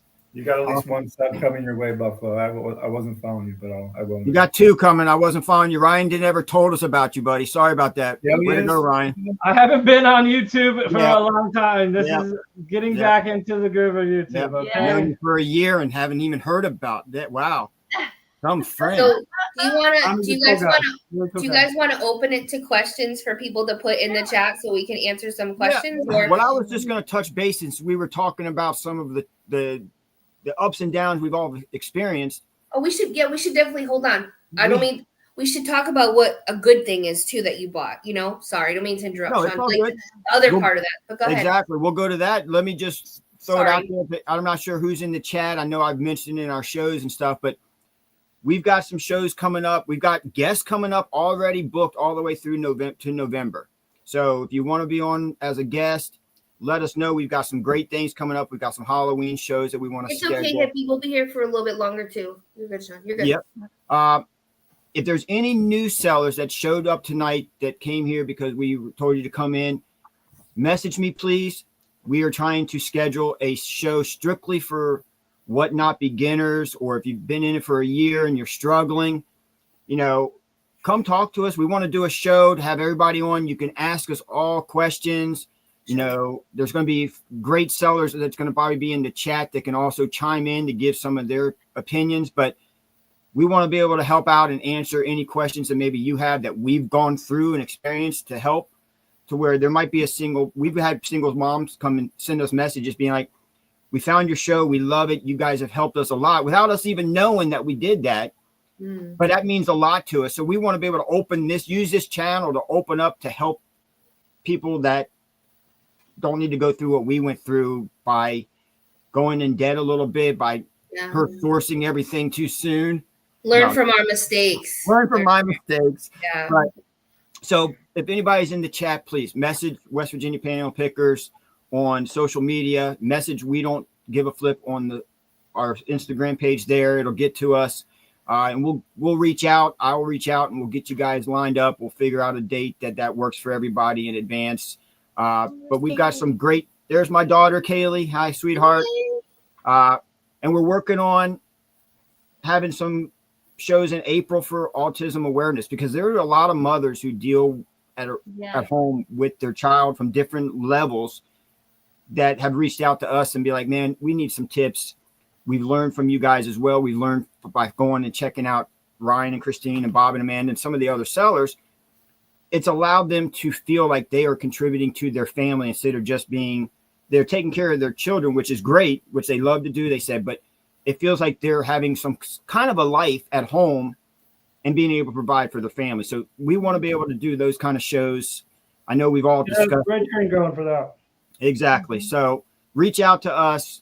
We would love to get everybody on. And if you just want to be on the show, reach out to us, because we want to have everybody on. Everybody has a different story. So we can't wait to hear everybody's stories and just be part of our community here that we want to build. So we love you, Coco. Love you, Coco. Be careful. Just to piggyback up on that, I love and admire Chrissy's hustle. If you haven't seen her shows during autism, she is an advocate. She can tell her own story with that, but if you already know, you know. I believe her son is on the spectrum, and he's amazing. He's an amazing artist. She showcases him all the time, and they do walks and they do fundraisers, and so I think that's wonderful. Awesome. You're welcome. And just another person that's near and dear to my heart is Mama Cat Thrifter. And if you don't know, if you're not following her, please do. She sells Tupperware, and she's recently joined our Ray Trains. And her son, actually all 3 of her kids, I believe, are on the spectrum. And she's an amazing mother. She has so much patience. And Harlow does the shows with her now. And awesome the other night. She sends me video. I'm getting goosebumps. She sends me videos all the time, and she's like, Amanda, he made me sit down, and I have to be Bob, and he's Amanda, and we're doing shows. Like, That's it's awesome. just, and he's so cute, and he's like, "Thanks for looking at that one." Like, it's just great. Again, Someday I'll be the winner. Where Hey, he wants to you know be. what? Wait till Halloween. If we can get him to dress up as Uncle Fester, he's Bob. right? Yes, We'll do it. that was Maybe. so cute when Yeah. he Spoiler said, alert, what's coming. Amanda said, "It looks like Bob," and he was like, "No, Fester, it's Aw. Fester." And she was trying to explain to him. Amanda Yeah. said, "It looks like Bob." Yeah. Fantastic. But Right. just to shout them out and showcase them, wonderful moms, wonderful advocates for their children. So Yeah. if you're not already, give them a follow, support them in any way that you can. Exactly. So just really Yep. wonderful. So thank you Now, for saying that. Is Miss Ruth Ann still in the chat by chance? Ruth Ann, if you're here, raise your hand, please, real quick. Rufan, if you left, you're off the trains. She's probably doing a show because that lady Right, did a with her marathon the company. other Yeah, day. company. she has company. Oh, that's Yeah. right. That's right. Yeah, she told her company she had a date. A date, yeah. So do you want to just say a couple things, or like your couple top sales or something that you found that you didn't realize was so like a banger that you flipped and you were like, holy shit, like that, didn't know I had it kind of thing? Have you Yeah. experienced that yet? Somebody jump into it. Don't whoever wants to jump in, jump in. We look up most stuff when we're picking. So No, nothing- I do have one. I have one. It was a cat, a Persian cat. We went to Flee Across America, Flee across Florida. whatever. We America, that's a big freaking. Man, across Florida. Sorry. really across America, man. For someone who doesn't like to I go very got far. that one. Anyways, and it was in a bag with other. We stopped. Plush. Hold up. Flee across Florida is a across Highway 90 in the northern panhandle of Florida.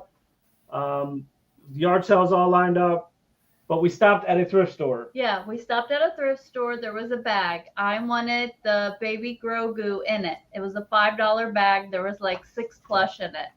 And I was like, oh, I need the baby Grogu. So I Very get nice. back. I look up the other plush, and this cat, it's a white Persian cat with a locket. I can't remember the name of it. $300. Wow. Oh, wow. Louisiana That's is sending awesome. one in September Into into Texas Texas. and Mississippi. Oh wow! Where- How much did you pay for it, We gotta Christine? go that. $5 for the bag of plush, So that's and there cool. was like 6 plush in Mhm. it. So I'm just gonna say it was $1. Yeah. Yeah. Yeah. That's awesome. equals What out. you sold for? 300. We I think Okay. I had 3 great finds, and I can't remember the price on the pool cue I found, but it's all on my Instagram page. I post everything I sell to help people see what's out there to source and maybe let them find it. Found a pool cue for $8. Win the case. I think I ended up selling for like $189.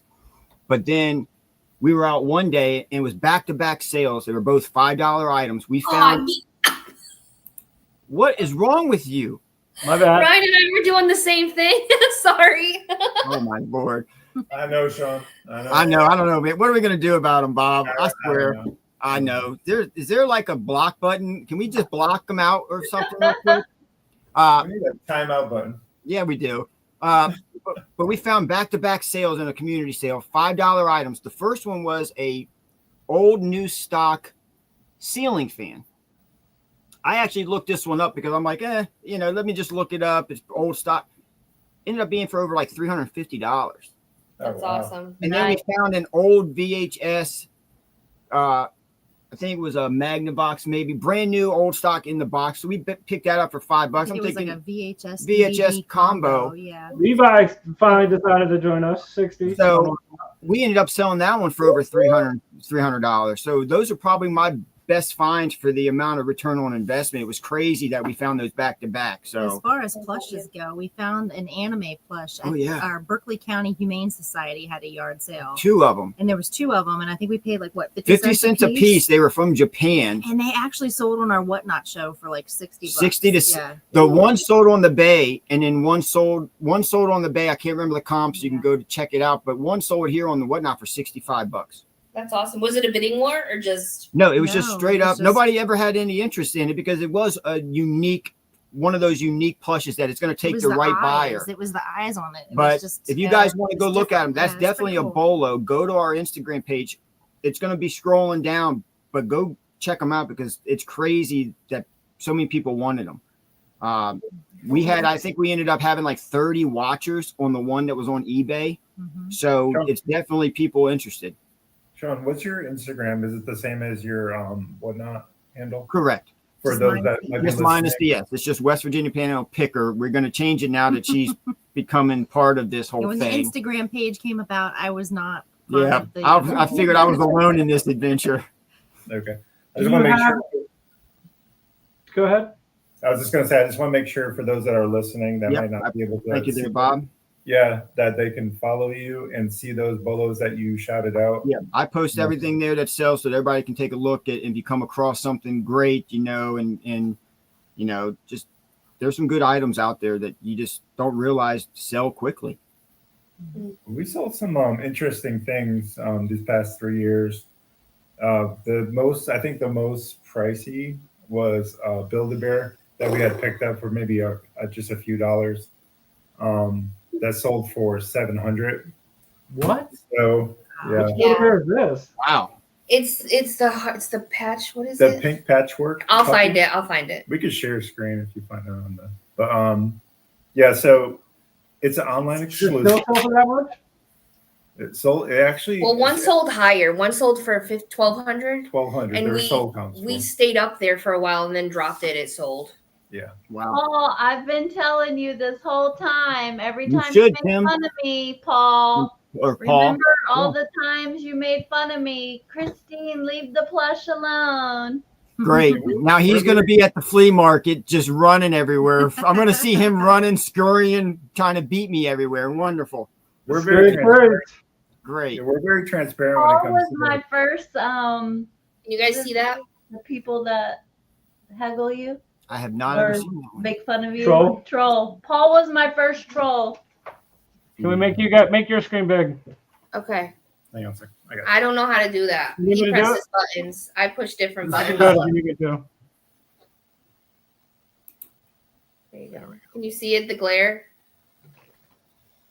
Oh, yeah. So Yeah, it has a patchwork on its eye.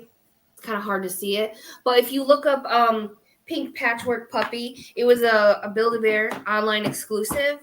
So you couldn't get it unless you bought it online, and once it sold out, it sold out. We How didn't many know we think- had it.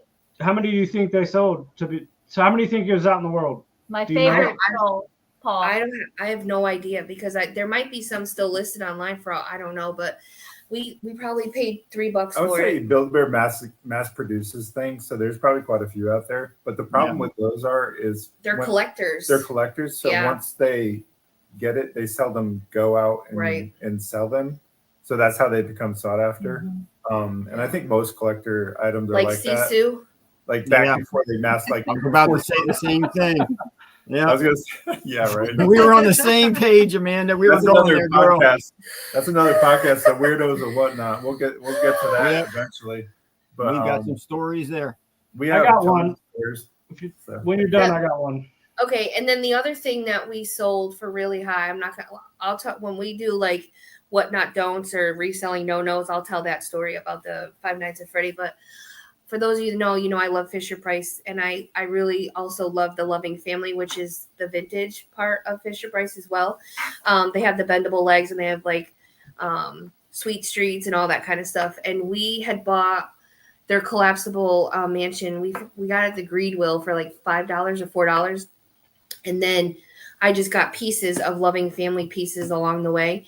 And we sold the house plus 38 pieces for $400 and something on I think Etsy. $450. And after fees and everything, we made over almost 300, like 280. Because the way we have our Etsy shop set up is if you purchase anything for $35 or more, we take care of the shipping. So when we listed it, we incorporated the shipping. So I probably spent literally probably $30, and we made $250 off of it probably after everything was said and done. So, you just never know. Yeah, you're right.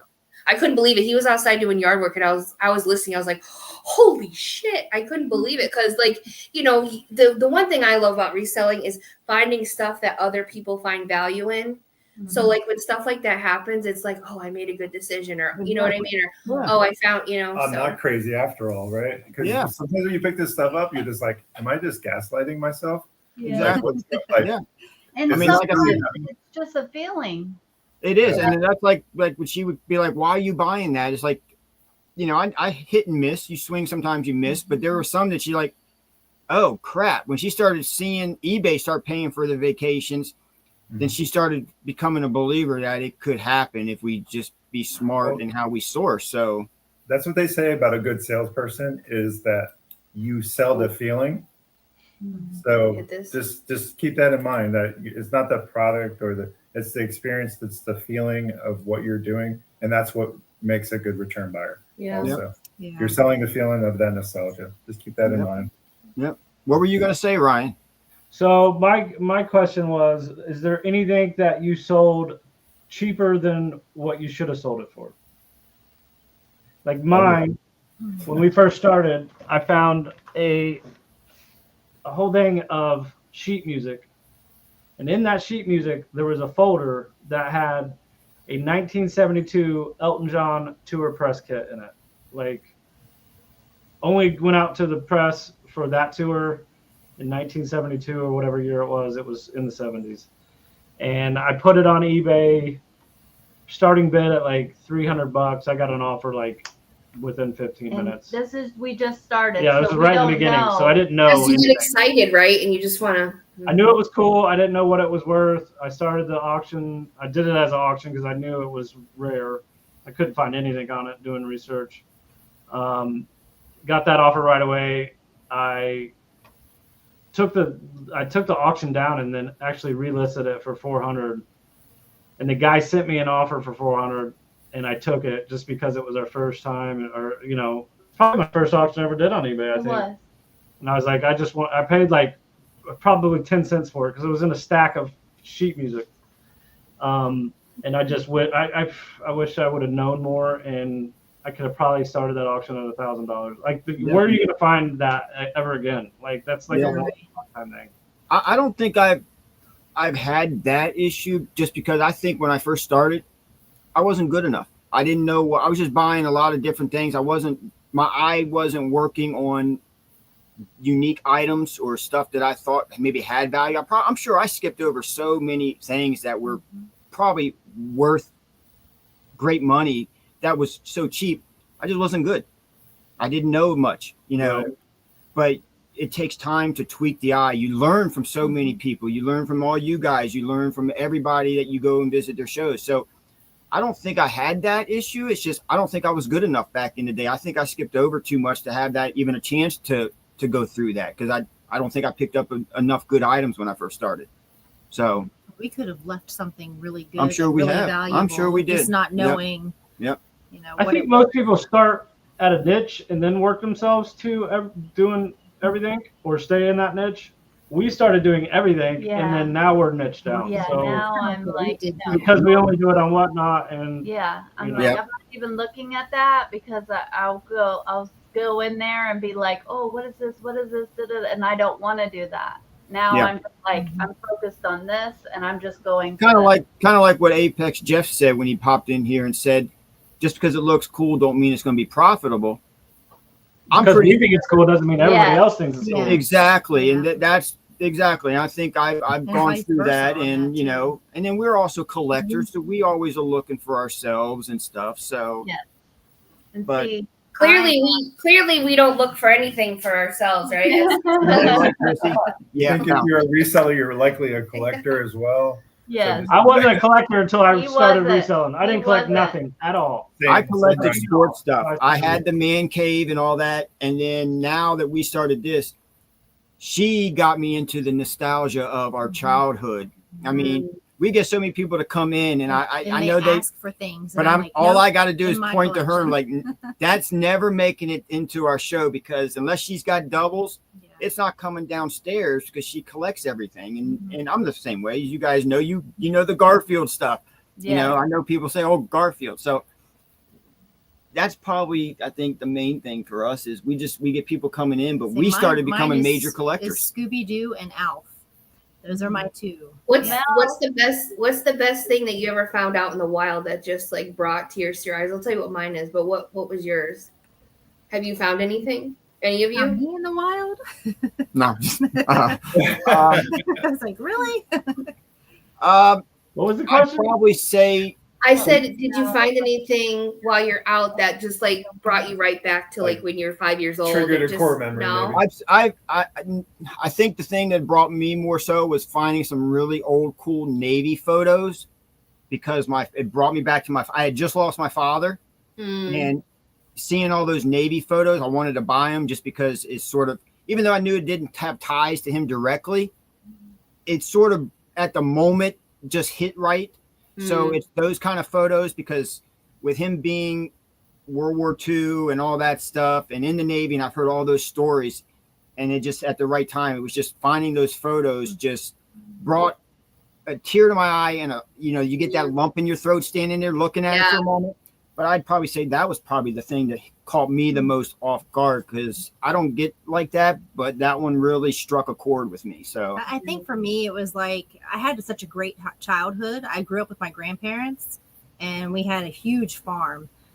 So I mean, I had the best childhood. So like when we started going through COVID, it's like for at least a year or two, I felt like I was living in survival mode, like every single day. Because it was like, stressing for how are we going to do this? Both of our incomes are gone. So when we would go out and we would find stuff, it would take me back to that point in my childhood. And that's kind of how I got through, dealing with everything through COVID, was like just going back to that childhood and bringing back those memories and, the happiness and the happy times that we had back then. because every time she'd come home with something from her childhood, it was like I was a kid. It was like again. Christmas again Yes. for her, and it just brought back Yes. happy memories. So it can work therapy for everybody too, because it's great Yeah, remembering I of your used- childhood. I used that to get through a lot of downtimes because it was a struggle for a while. Yeah. So I had a really good childhood too. I was spoiled rotten. I was the only girl out of all the boy cousins, and so I had all the cool like strawberry shortcake and all this stuff. But what I really, really loved when I was little was Teddy Ruxpin and Grubby. And we found one out in the wild, and it worked, but I didn't have a tape for it. Like I could just play a regular cassette in it. But the new ones are like LED, and the lights, the eyes, they are computerized, whatever. And I was like, let me see if this works. We found a newer version, and I turned it on with the batteries, and it started singing the theme song of Teddy Ruxpin. And I was like, I need to mend it. Bob's like, I'm like, nope, I'm not okay. Like, because it brought me right back to when I was a kid, and I played with them. So it's stuff like that's happened a couple times with stuff, but like if you don't have that, I wish you do. I wish that for you, because it's the best. And then when someone else finds the value or sees and wants that memory, I was like, oh my God, you have it. Can I have it? That's the great, because it brings us so much joy to be able to fill that for somebody else as well. Yep. Ryan, did like finding some of the old nostalgia Miami Dolphins from when you guys were actually good, did that bring tears to your eyes from when you actually were competitive, or no? I'm crying now. I thought that might be it. I took a swing by just making sure if that was it for you, because it's been forever. So They can't. I'm numb to the Miami Dolphins. Numb. all right. Like Hootie the Bluefish, they make you cry. It's okay. I'm I've numb been to so my upset sports with team them for too. so long. Now, with that being said, now that we've transitioned from like our stuff, and for those that have kids and they're getting older, have you started to finally start grabbing stuff that brings you back to your kids' childhood? Because we're starting to now notice that we're starting to get into that little trend of finding like stuff big. What is the Bear in the Big Bear in the Big Blue House? Stuff that our kids watch, because now it's bringing, because our kids are 19 and 15. They're getting, our oldest is just about out of the house, got her career set up already. My youngest just started a job, so she's kicking mom and dad to the curb. We got her into doing a croc show with us, but have you guys noticed that oh, Jesus. That's so cute. That one's got a good nose. I don't know if you know. And I know, like our kids had all those toys, and wouldn't you know, we probably have yard sale them. Right? Oh, Same. yeah. That I is awesome. Yeah. had, Now I wish because that I we know would've my kept them. mom Yes. had yard sales. Mhm. And so I'm like, they're so good. Well, funny Yeah. story with I found out what she was into. We went to move her grandfather out of his farmhouse Oh, that's after right. her grandmother passed away. We went up into the attic. I found a box that had Mel stuff. It was me and her brother.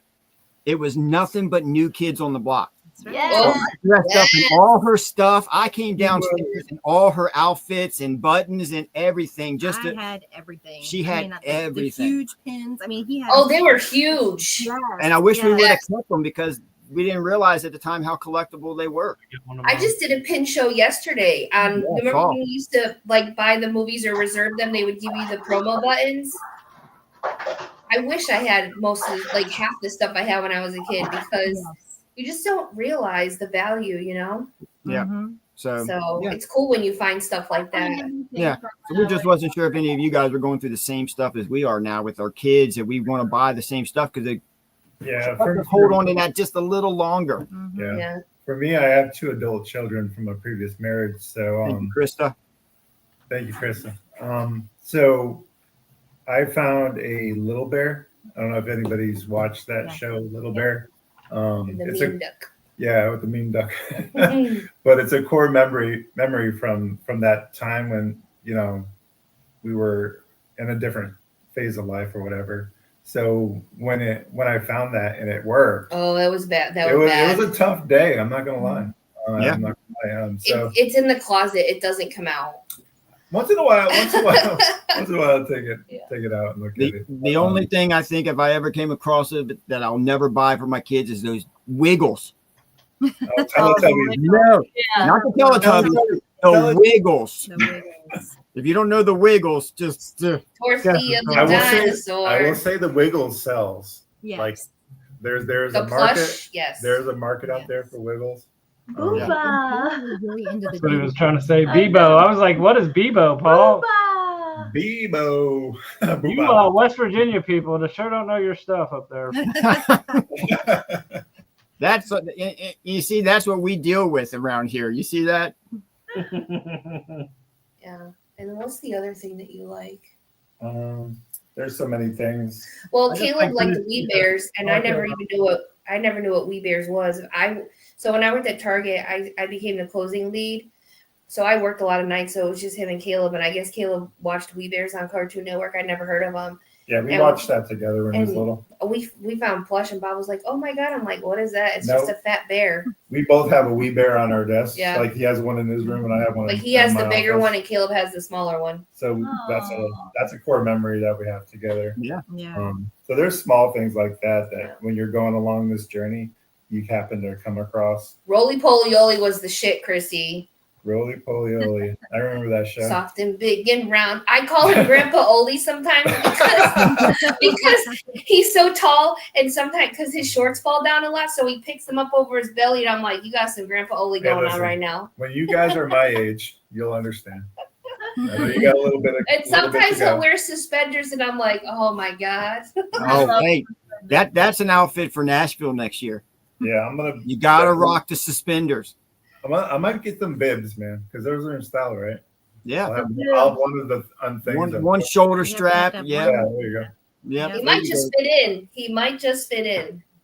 Well, we live in a rural area here in Alabama, and it would just be another Tuesday if I wore them here. So Listen, I was driving down Huntsville a couple weeks ago, and there was 2 lawnmowers riding down the street, like in traffic. I think they were getting to get to the median to mow the grass. You know, I was like, "Is this really happening?" It was like they were racing. we It was have crazy. we have tractors here as Yeah. big as houses, Yeah. honestly, and I'm not even joking.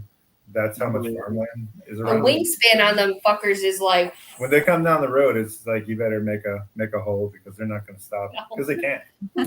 tires are as big as your car. Yeah, it's crazy. They're huge. Now, does Ryan Christine have any nostalgia to add before we open up Q&A, or? I don't. I just Yeah. look for vintage t-shirts. That's all I care about. Yeah. What's the best T-shirt you found? I know you are the T-shirt guy, so what's the best T-shirt Found in the you found wild? for everybody? Yeah, Like found in the wild. It's a Grateful Dead. What year was it? 1992 summer tour Grateful Dead T-shirt. Sold for $175. And Nice. he asked at the yard Yeah, sale. they weren't showing it. I was There like, was nothing out there. He just said, "Do you have any?" lady Yeah. thought it was from the 70s. She's like, yeah, I got one from the 70s. Let me go grab it. So he was so Yep. excited. See, and there's another tip to I tell went to everybody sit in about. the You car. gotta ask. She had the Yep. camera on that day. I went to sit She in wore the the car camera. because I She's thought, like, I'm going to sit in the car. It's hot out. And then So you I find stayed that. and talked to this Yep. guy, and then I talked to his wife, and she's in the car with because the he's camera. a talker, so I can't I'm stand not that much of there. a talker. I'm just looking for dang shirts. No, he's talking. So I'm like, I'm not standing here. And it was a great find, and I didn't get it on camera. There's Yeah. a method to the madness of asking because you just never know. Yeah. Christine It's the knows. best shirt I've ever gotten. Yeah. Oh, here we go. And I think I think that's probably some of the best times we've had is we just talk to people when we're at the garage sale, and we just because you See, I you don't. get- yeah, you get so many people that just are happy to talk to somebody because you get a lot of people to come up, Yes. done, gone. Mhm. So when you actually just interact with them for a few minutes, next thing you know, that opens the possibilities for other stuff. Yeah, that's pretty cool too. That's- Is that Marilyn Manson, right? yeah. Wasn't born with enough middle fingers. Love Hey, you, Land Becca. Shark. Nice. Sold for $500 on eBay, like every day. Wow, nice. Welcome in there, Land Shark Picker. What up, Land Shark? Well, when Bob pops back in, what we can do is we can open up some Q&A to the chat, and appreciate Yeah. everybody's being here. We're just rambling on and stuff, but Yeah, I think it's a good to like. Yeah, do that. yeah, if you guys got any questions for us, or you guys want to be part of a show, let me know. We can't wait until next week. Yes, we got are. our first guest. Who's that going to be? I forgot. What, next week? Yeah. Me, I'm your guest host next week. I can't believe he forgot next week who's on. Sorry, Levi. He's Unbelievable. mad at him. He's mad. Who's mad? Oh, is that because he gave you the number 1 sign last night in my show? Oh, yeah, Yeah. that's right. I am You mad at already him. forgot. Start That's the why, bid. that's why I was Once promoting that him like starts the bid. crazy, man. Now, don't ask Ryan to start the bid because it'll go for 3 minutes. Yep, that's right. Give him more time to look at it. Yep. Did you see Land Sharks? Yes, I answered. Oh, okay. I'm behind. I didn't want to speak over you guys. So we're just like 15 minutes from Huntsville. Yes. You should come to Which is Nashville. Rocket City, if you haven't heard. Yeah. If you don't know, it's Rocket Cities in Alabama. Yeah, they built the International Space Station here, Jeez. and they also built a lot of the shuttle that are sent to Cape Canaveral to fly out. You see that, Sean? And I worked for I got NASA you. for 2 years. I will hit you up there, brother. and let you But know. yeah, so Land Shark, since you're in Alabama, you should come to the Nashville meetup. They meet. This is the second year. Next year they meet in Nashville, and you get to meet a bunch of resellers from all over. We stay there for the weekend. We go to the bins and all that kind of stuff. So you should definitely check it out.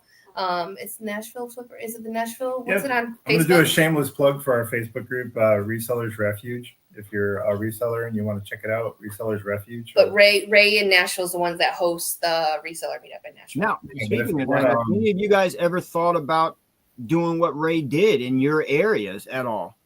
Us? in our area, Anybody? I didn't know wanna if you do it guys all, have but I those want one events. to be in our area, so Yeah, I don't have to we're- drive to freaking Nashville. Yeah, we want to do a Florida one. Now, I'll go to Florida. have you guys done the Peaches to Beaches at all? Would love to. No, but haven't every time yet. we go, it rains or Because something comes up. Mel wants to come to that as well. And Yeah. we were like, Yeah, we definitely want to do it, but it do either too. rains or something happens. when is that usually held? What month is that usually held down that way? March? I think it's March. March? So yeah, it's rainy season. That's why. So it sucks. But Mhm. Yeah.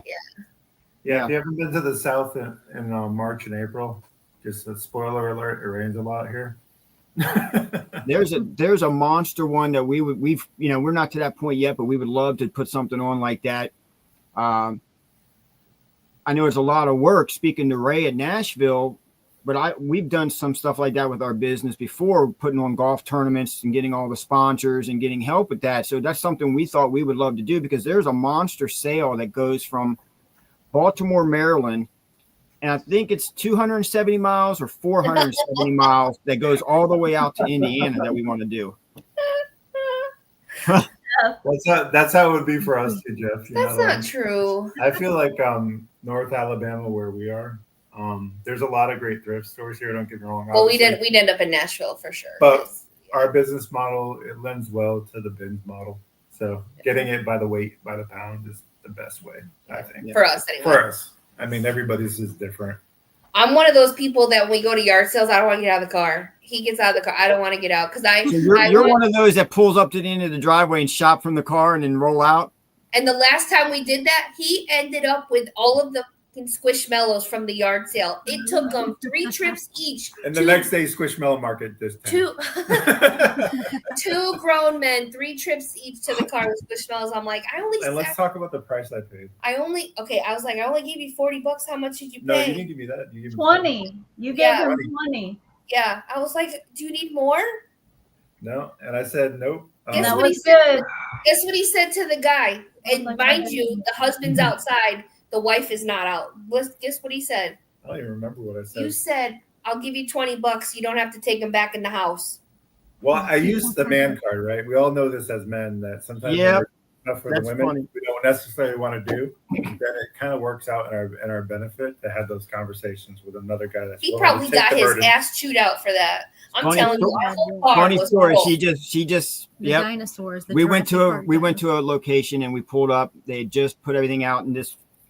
They had a monster pile. As you guys have been in our show, we still have some of those Jurassic Park left, but it was a monster pile of Jurassic Park. Sold a lot of them.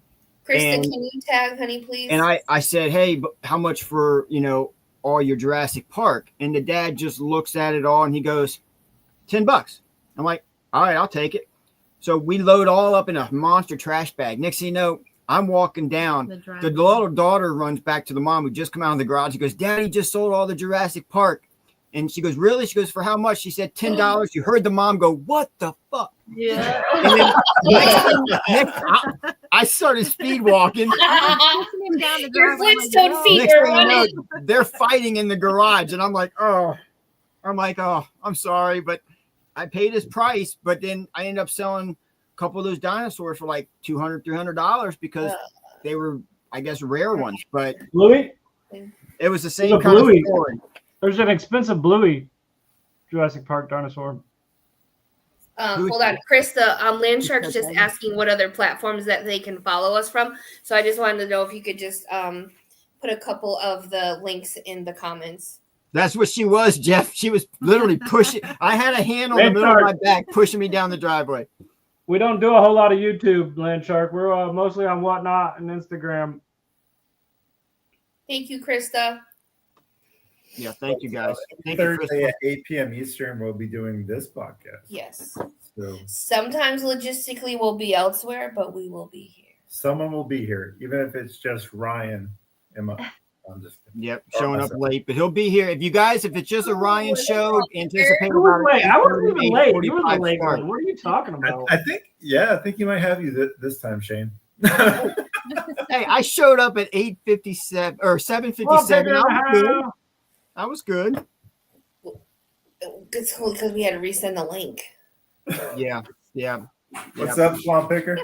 I had to resend the link. To be fair, Ryan was here before we were because they were working out technical stuff. I'm like, who's there? He's like, Ryan's empty chair. I was like, ooh, where's Sean? Yep. I had to make sure it was set up, and I just left it on. Yeah, right. So, but does anybody in the chat have any questions for us? Just for those of you that just came in, Ryan and Christine have been selling for almost 5 years, 4 years?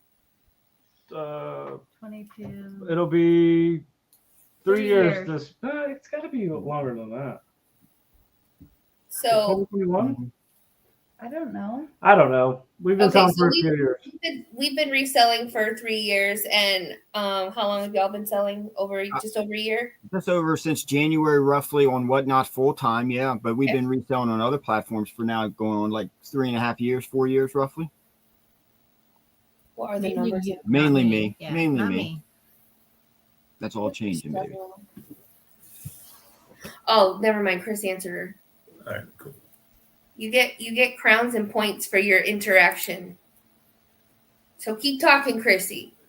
Any questions from the chat? Yeah, you guys have any questions for us? We're captive audience. If not, we'll wait for some questions, but we appreciate everybody being here. And, you know, I know it's the first show. It's going to get better and better as we all work out the kinks. You know, I know Ryan and them were probably the most familiar with everything, but, you know, next week we've got some great things. We've got a lot of guests lined up. You know, we can't wait to meet everybody. Next week, we've got Levi with 60 going to be part of our show. We're going to make a funny reel about you. Oh, you should see our intro, Levi, that I didn't have anything to do with it. I'm going to redo it, but Ryan and them's got you in some really weird outfits with some like way you rolled up a shirt and tied it. I don't know what they're doing, but we'll figure it out. But we appreciate the alien being for our sale first guest on the show. Personal collection. So we got a question of what do we do in our downtime? Downtime. I don't think we have much downtime, to be We don't have honest. to do that either. Especially not lately. Well, Landshark, Sometimes if you sleeping get 6 into hours whatnot, it's definitely addicting as a buyer and a seller, in my opinion. Very much so. I think we Yes. spend just as much as we make sometimes if you go into certain shows, you know. Mm-hmm. I'm a Spend all the money Christine makes on vintage t-shirts. He does. Because he's a hustler. I think most of the guys in our group do have a 9 to 5. So this is actually what we do in our free time. Yeah. Except for, you know, spending time with our kids as much as we can while we still can. Yeah. But, Yeah. you know, I agree with Bob. This is our downtime because this is fun, you know, and I think more and more we go, I think the more downtime we have is going to be traveling to visit everybody or meeting up at places. That's going to be our downtime. It's just not just resting at home, but going and hanging out with everybody at Nashville, meeting new people. That's our fun for downtime is, you know, out of the 9 to 5. I'm with Bob. I work from home. I can't wait to get out of the house sometimes. Yeah, same here. I think there's a question Jeff had. What are we hoping to find in the wild? What grills are you still hoping to find in the wild? I can tell you it's vintage t-shirt grills for me. I'm pretty sure you already knew that. If you guys don't know, Brian is a bin bro. And, Yes. as a bin bro, he's into those vintage tees. Hashtag vintage, ragged out, or whatever you want to say. He's all about those rag houses. Yeah, they are Ben brothers. I haven't been able to infiltrate that little duo yet. I do have some great pictures forthcoming of those two together. I can't wait to share those. It's going to be great. I may even put them on a t-shirt so everybody can see it. But for the grails, I'm with Ryan. I love the vintage t-shirts. I don't find a lot of them up, you know, here. I think mainly based upon my area. I find a lot of NASCAR. I find some really good grails of NASCAR drivers and all that, which sell very well for me. But for personal, I want to find some real grails when it comes to sports collectibles to add to my own personal collection and to flip because I love sports in general. So for me, Jeff, I think it's probably going to be sports grails that I can find because I haven't really come across other than t-shirts for me. Hey, Levi, save it for next week there, buddy. Just kidding. What about Hey, you? Levi, if you want 20% off, you know what you got to do in the chat, buddy. Tell Ryan he's number one, my brother. Coupon is hashtag flip What Ryan. do you want to find? Coupon Yep. code. What are you hoping to find, Amanda, out there in the wild?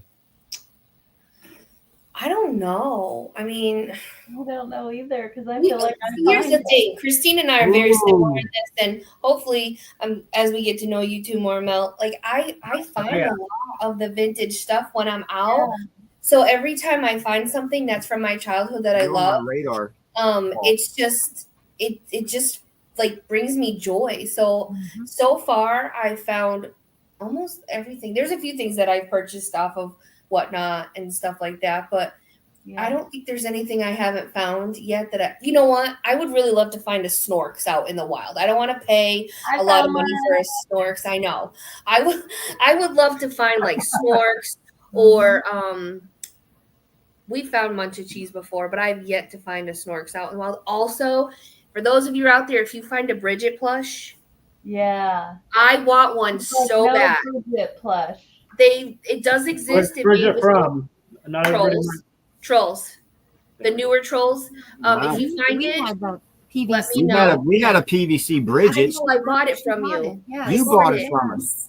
I bought it. It's over there in my office. But they have a Trolls plush that was made by Hasbro. She is the most underrated character in Trolls. She is the best. We met her in real life, Christine and I did, and so did Ryan. Oh, we did. Oh boy. So if anybody finds it, I will buy it.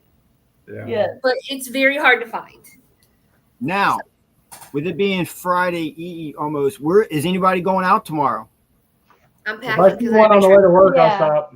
Yeah? He always stops on the way to work if he sees one. Yep. As soon as Unless we're they done actually here, I'm sell going one through the tonight. whole lineup and start mapping it out Mhm. tomorrow. And hopefully, Paul, I don't see you. Paul, there's a monster one all the way up in PA. You should go Yeah, check it tell out him tomorrow, to- buddy. It's a great one. I'll send you the address. You go check it out. Let me know if anything's good in this area. Oh, are you so? Oh, never mind. I thought that was something else. You're going to the bins. If you find a Bridget, just hit me up. We are planning a binge trip though. We're going to the one that you requested, Amanda, and then we're going to the one You need Ryan to go told us there. about in Norfolk. We're going to go spend a 2-day trip down I there and wish hit I all could go those. Yep. Those so- guys. We're hoping that it turns into a honey hole for y'all. I So, do. Yeah. So just remember they have an ATM so you can take money out, but if you don't want the fees, obviously you take it out. I am taking my GoPro to that, They only accept and I'll cash. show So you how it is. when you first walk into Red, White, and Blue, right to the left, they have like 3 shopping carts right there of tubes of plush for like $2 and $3.99 depending. Then if you go in the back, they've got a whole long 2 aisles of plush. So if It's you guys all- want to know what we're talking about, feel We free all to struggle. subscribe to I have our, no idea what you're talking about. yeah, feel free to subscribe to our channel where you have to pay to get those lists. I'm just kidding. Yeah. Just teasing. I hate those people, but they're always like, The hey, gatekeepers. if you want to know what my business model is, you work your ass off. That's your business model, right? You right. want to make 6 figures doing this, turning a hobby into a hustle. They like call it a empire. hustle for a reason. If you don't get up and the only, like I've told my kids and we've told everybody else when we had the only ones that can stop you is yourself. Yeah. Yeah. Go out Like, there and hustle, and we don't need a Patreon to tell you what to get and what not to get. And here's the thing, too. Ryan and Christine, you guys could pick something up that we pick up. It sells for you. It doesn't sell for us. We're on a raid train. Yeah. People go in their show. They're like, hey, do you have it? Yeah, Yeah. here. Oh, I run it. I sell it. They come in our show. Crickets. Like, Yeah. so you just never know. Or right now, the Douglases are so hot. I swear to God, they're going in the dumpster. I am like so I know. over Douglas. I Like, know. I'm more frustrated with Douglas than I am Jellycat. Yeah. Because It's crazy. no offense to anybody in here who likes we've only Douglas. found one Jellycat. I don't know if it's different based upon where Go you're walk in located, DC, but you'll find them. but I still think you swiped it. You already got arrested. I think you swiped it from a You kid beat- in a you stroller. beat a baby. I snatched it out of the car seat. That's Was why it that baby really? was Did you crying. get detained for you? Yeah, I think That's you the boosted real yourself to make. story. She puffed her chest up like I got detained. No, you probably swiped it from a kid in the Smithsonian, and that's what happened. I swiped that instead of the binky. Yeah. Levi, it doesn't matter if you find Douglas, you won't have the one they want. Yeah, So you show Yeah. it, It and they'll doesn't say, matter. that's Yeah. not what I'm looking for. I already have that one. Thank you for selling.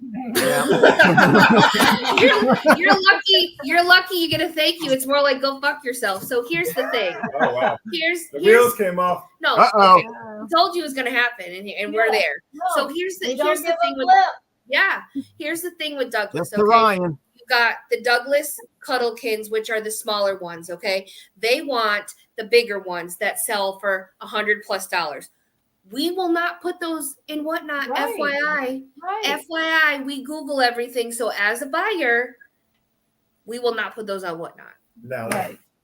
technically, if it sits for a year, will I We put it we on might, or not? but it's still going to be a higher price than it would have been. Yeah, Like you reduced Because it, but we do reseller restocks in our shows. So if you're low on inventory and you want to restock your stores or whatever, we come sell to from our our bins. show. We'll sell from our bins. Yeah. We'll give you a good deal. Everybody wins, right? So Now- we do that because we have such an inventory, right? with that being said, do you guys ever do private shows for anybody Yes. that wants to do Yeah, that? they He's do. been a private shopper of ours. Yeah. Okay. Yeah, We just do curious. private- We had somebody request that to us, and we haven't reached back out to him to do that. But It's very easy. We do private shows for different stuff, not selling Okay. Plush. Really? I never got an invite to that, so I don't know about that.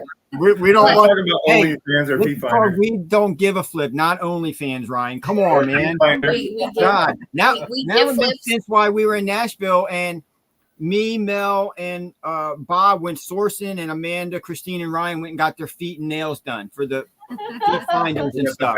I gotta look good for the camera. When we're What can I out say? places and Sean will tell people what we do live shows, I always tell him, please specify what type of live Yeah. show we are doing. 'cause Yeah.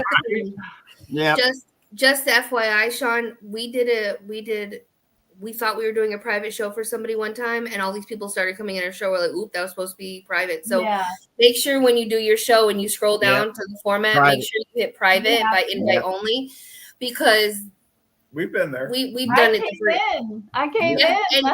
I was like, oh, this was supposed to be private. And I then just you want to feel tell like the you're truth, Suncoast, and Ryan is true. It is. We've seen him. So and then you feel like you're doing something wrong because you're hiding from somebody. But a lot of people just want to look at everything you have and pick out what they want. And I know Whatnot is all about like bidding, but some people Yeah. can't stand the static of the noise and just want to see.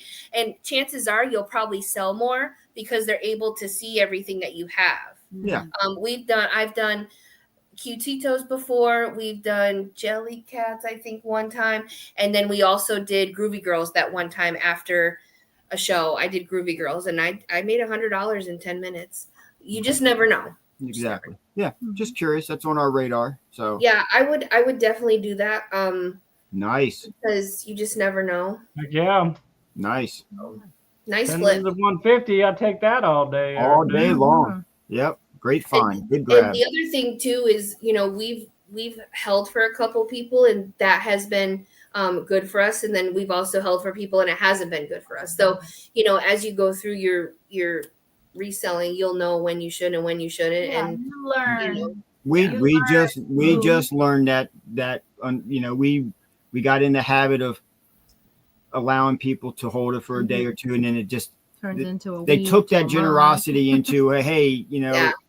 can you Do you hold know it for how many- another week or 2 weeks or 3 weeks? But then it's Yeah. like I tried very kindly to explain to him, listen, I understand you're going through some situation, but if you're having to do medical bills and all that, which I completely understand, yeah. but you Maybe shouldn't be what on else we Whatnot do right now. shopping. Should Or I see you go into another show and you're buying stuff as you're Buying. holding stuff on my stuff Mhm. that's not in the show anymore. And then you come back and 3 weeks later said, hey, I don't want it. That took away from 3 weeks. So that's Yeah. a whole nother story we'll all get into. That's another, for sure. But But that's the kind of stuff we deal with.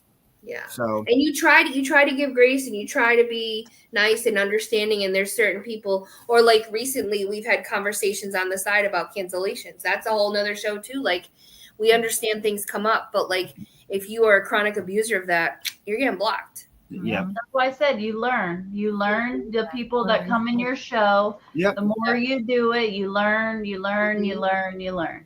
Yep. You start seeing the Sure do. tendencies and the traits that sort of by each individual that happens, and it throws up your radar a little bit more. But Yes.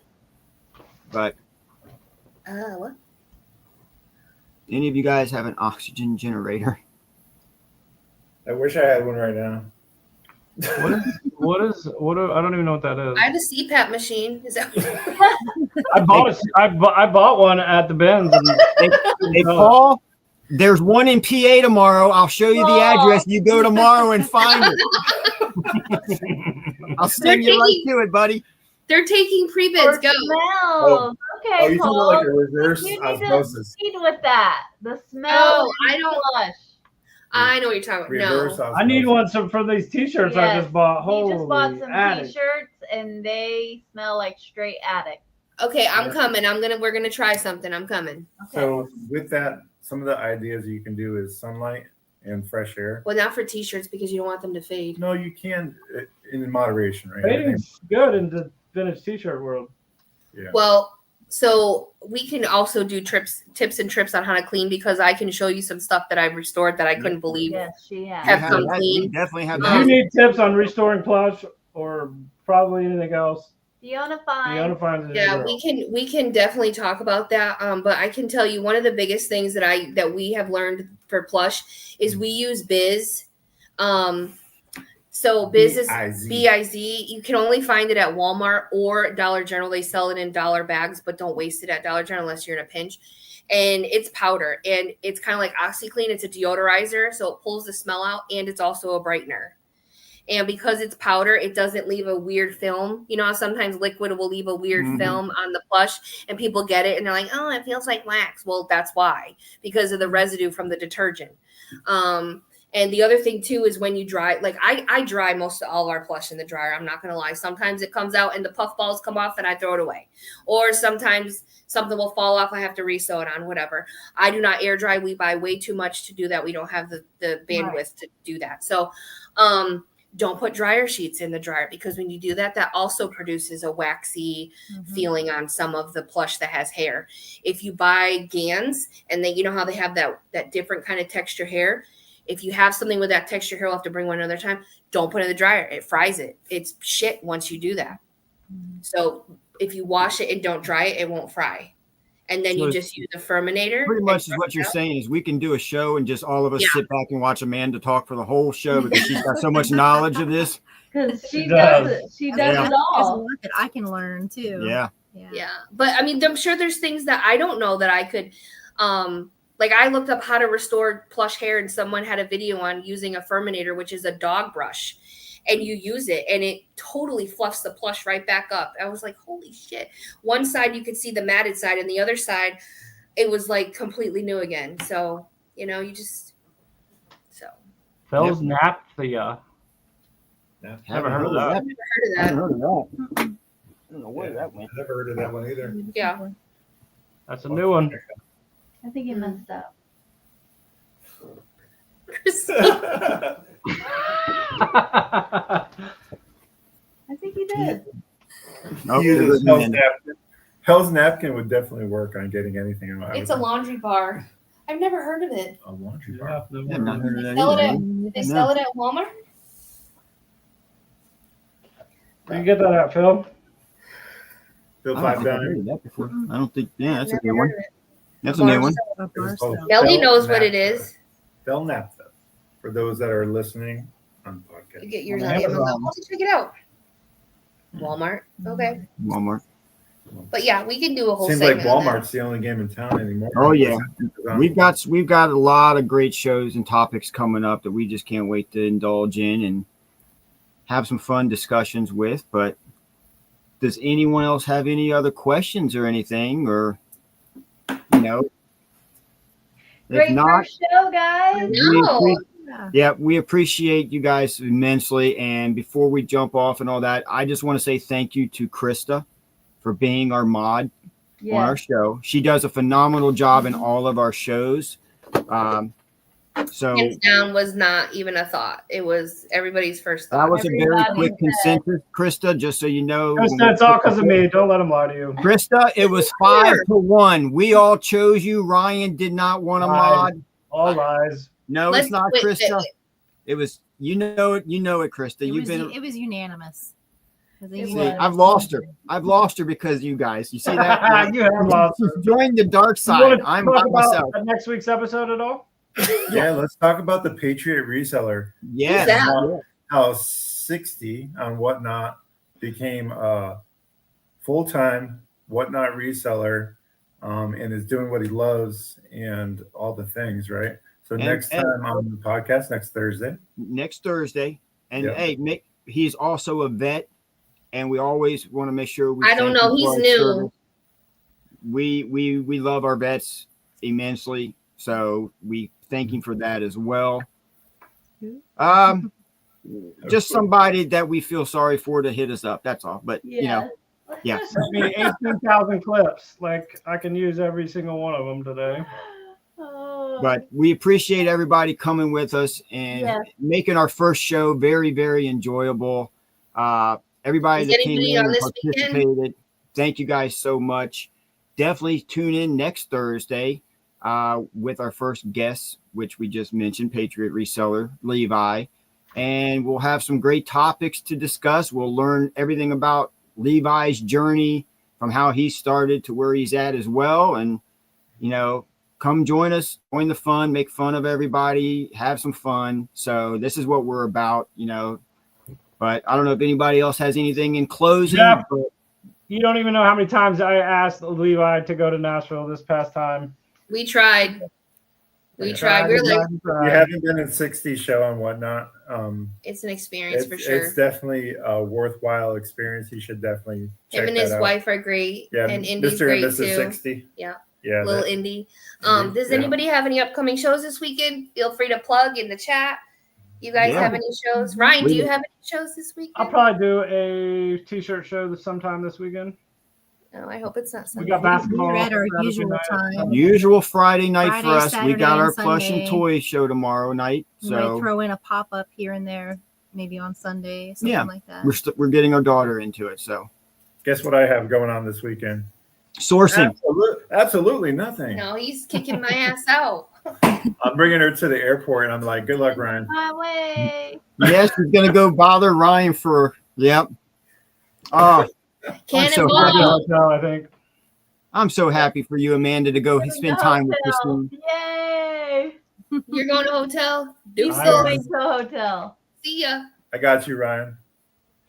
Listen, I got all the amenities at your the house. Uber- I got a pool, The Uber will pick you up on Sunday, bring you to a 5-star hotel, and roach infested. no. We get you some massages. No, that was our hotel. No go. massages. I think you're But- talking about their experience. We had the wrong roaches, if you know what I mean, at our hotel. Roaches were the roaches giving you a massage, Sean? Was that Was how that? it worked? The roaches were giving you a massage? No, the people next door were giving out roaches to everybody that knocked on the Yeah. door all night long. Oh Lord. Yeah, that's not Yeah.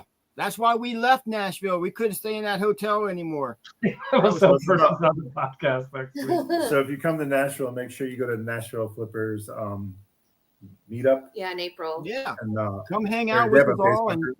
we'll be doing a live podcast, I think, from down there. And we got some ideas. You know, we would love to do in Nashville. We're all going to go sourcing. We're all going to come back and take pictures of our finds, and we're going to do a vote from all of our viewers and subscribers and everything. You pick who did the best sourcing in Nashville, and then the losers have to make a bet. We'll make a bet and see what happens to the losers. They have to eat a banana on live camera. Right. Oh my god. And with that being There said, it have a goes. great night. There we go. So, All John right, don't know how well- to eat them. He knows how to swallow them whole. Oh, he never even told the story. Well, He Ruth, got out of it. we will end the Next time, first next time. episode with the stupid banana story. There we go. All right. Wait, do you have the prop? You need the prop. I do. Okay. This is the kind of sure you family make it we Big, big. are. make it big. Hold on. Make it yeah, big make Oh, it big. come on, guys. Really? Not us. Not you. Wrong banana. How do we I do got it? it, Ryan. I How got do we it. do it? Take over, Bob, Bob. do it. Take over, There you Bob. go. All right. The whole banana story. Tune in, guys. We are a family that loves to joke and pick on each other, and we crack jokes very quickly. Well, my wife didn't tell me she did this, and if anybody knows, like I said, if anybody knows any divorce lawyers, shoot them my way, because she That's took a the lie. wrong picture at the wrong time. We were at Hershey Park. Mm. My daughters wanted some ice cream and some frozen stuff, and we stop off at a little vendor, and I get this chocolate covered banana because it was hot. Okay. And my wife takes a picture. Now the picture's not bad enough. They turned it into a damn pillow. And this is the picture she got and put it over everything. Okay. That's the thing my wife did to her husband, people. So, yeah. I don't care about showing it and making fun of myself because I'll make jokes on myself, but there. That's what my wife. I bet it was hot. That brings a Shut up. whole new meaning to deep And throat. then we might as well go through the rest of the pictures. These are what they do to me. So this one up top here was Kathy all over a love it. hotel. yeah, we go to a hotel A soccer tournament. and I show up there because I coached, and I get there and my assistant coach and my wife went and put this damn picture throughout every door of the hotel in and the put it elevators, in the elevators. hallways. They put it at the ice machine, the vending machine, and they went and put the damn picture on the computers in the lobby and locked the screens. So I'm when gonna tell you walk through the what. lobby, this is what you saw. Mel is straight up savage. Yeah. Savage. And then she turned my daughters into doing this stuff to daddy. That's what's messed up. So now everybody knows. You were calling that banana daddy. You kind of look like Corey Feldman a little bit there. I'm not sure exactly why. It's always the quiet ones. Yeah. You should Yeah. raffle that off at on a whatnot auction. No, because you know what? I don't want that anywhere out. We're gonna bring it to Nashville, like There you go. Beaver, and have everybody sign it. Yeah. Yeah. There I we guess go. I'll just make one giant banana joke and we'll just get everybody to sign it and we'll auction it off. Ryan will probably buy it, but Hey, I'm sure Jeff could hook you up. He got someone to make us t-shirts. I'm sure he can get you hooked. Oh wait, you can do it too. You got a connection. I make t-shirts, There you you know. So yeah, that's another endeavor of ours that we'll discuss. That's that we can't awesome, Mel. wait. I would have never expected that. That's fantastic. Silent but deadly. So Yeah. Well, we'll share that one another time. Like my beagle. All right. Anyways. so But- yeah. Last words. Anything? Before we go. I just want to say thank you so much for this opportunity. For all of you that came in, hung out with us. Really appreciate it. Got to meet some new people as well. And I'm glad to be doing this with y'all. My last words are: if you can't be good at it. So that's all I have. And I can't wait to see you, Ryan. Oh my god. Hey Amanda, just do me a favor. FaceTime me. You got my number. We'll You talk to have a dumb phone. It does not smart. We can't FaceTime. You can FaceTime my phone. How? It's not Apple. Oh, I FaceTime. Well, I FaceTime through Snapchat with my kids. So I'm not cool enough for Snap. We'll figure it out. You can What about FaceTime you? on Instagram Messenger. Christine, what last words for the people? What do you want to say? You too, Coco. We love you too. thank you, Love Coco. guys. Thanks for hanging out with us. I'll see you on Whatnot. Coffee with Christine. Come check us all out tomorrow and this weekend. So, but we definitely appreciate everybody. And if you love the show, please subscribe and come spend some more time with us all. So, Hit them had likes. work. Give us a subscription. Subscribe to us. Thank you all for coming out. We appreciate you. Stay blessed. We will catch you on the Whatnot or on here. yes, appreciate you all. Thank you guys so much for a great night. Thank you. Aw. You. Bye, guys.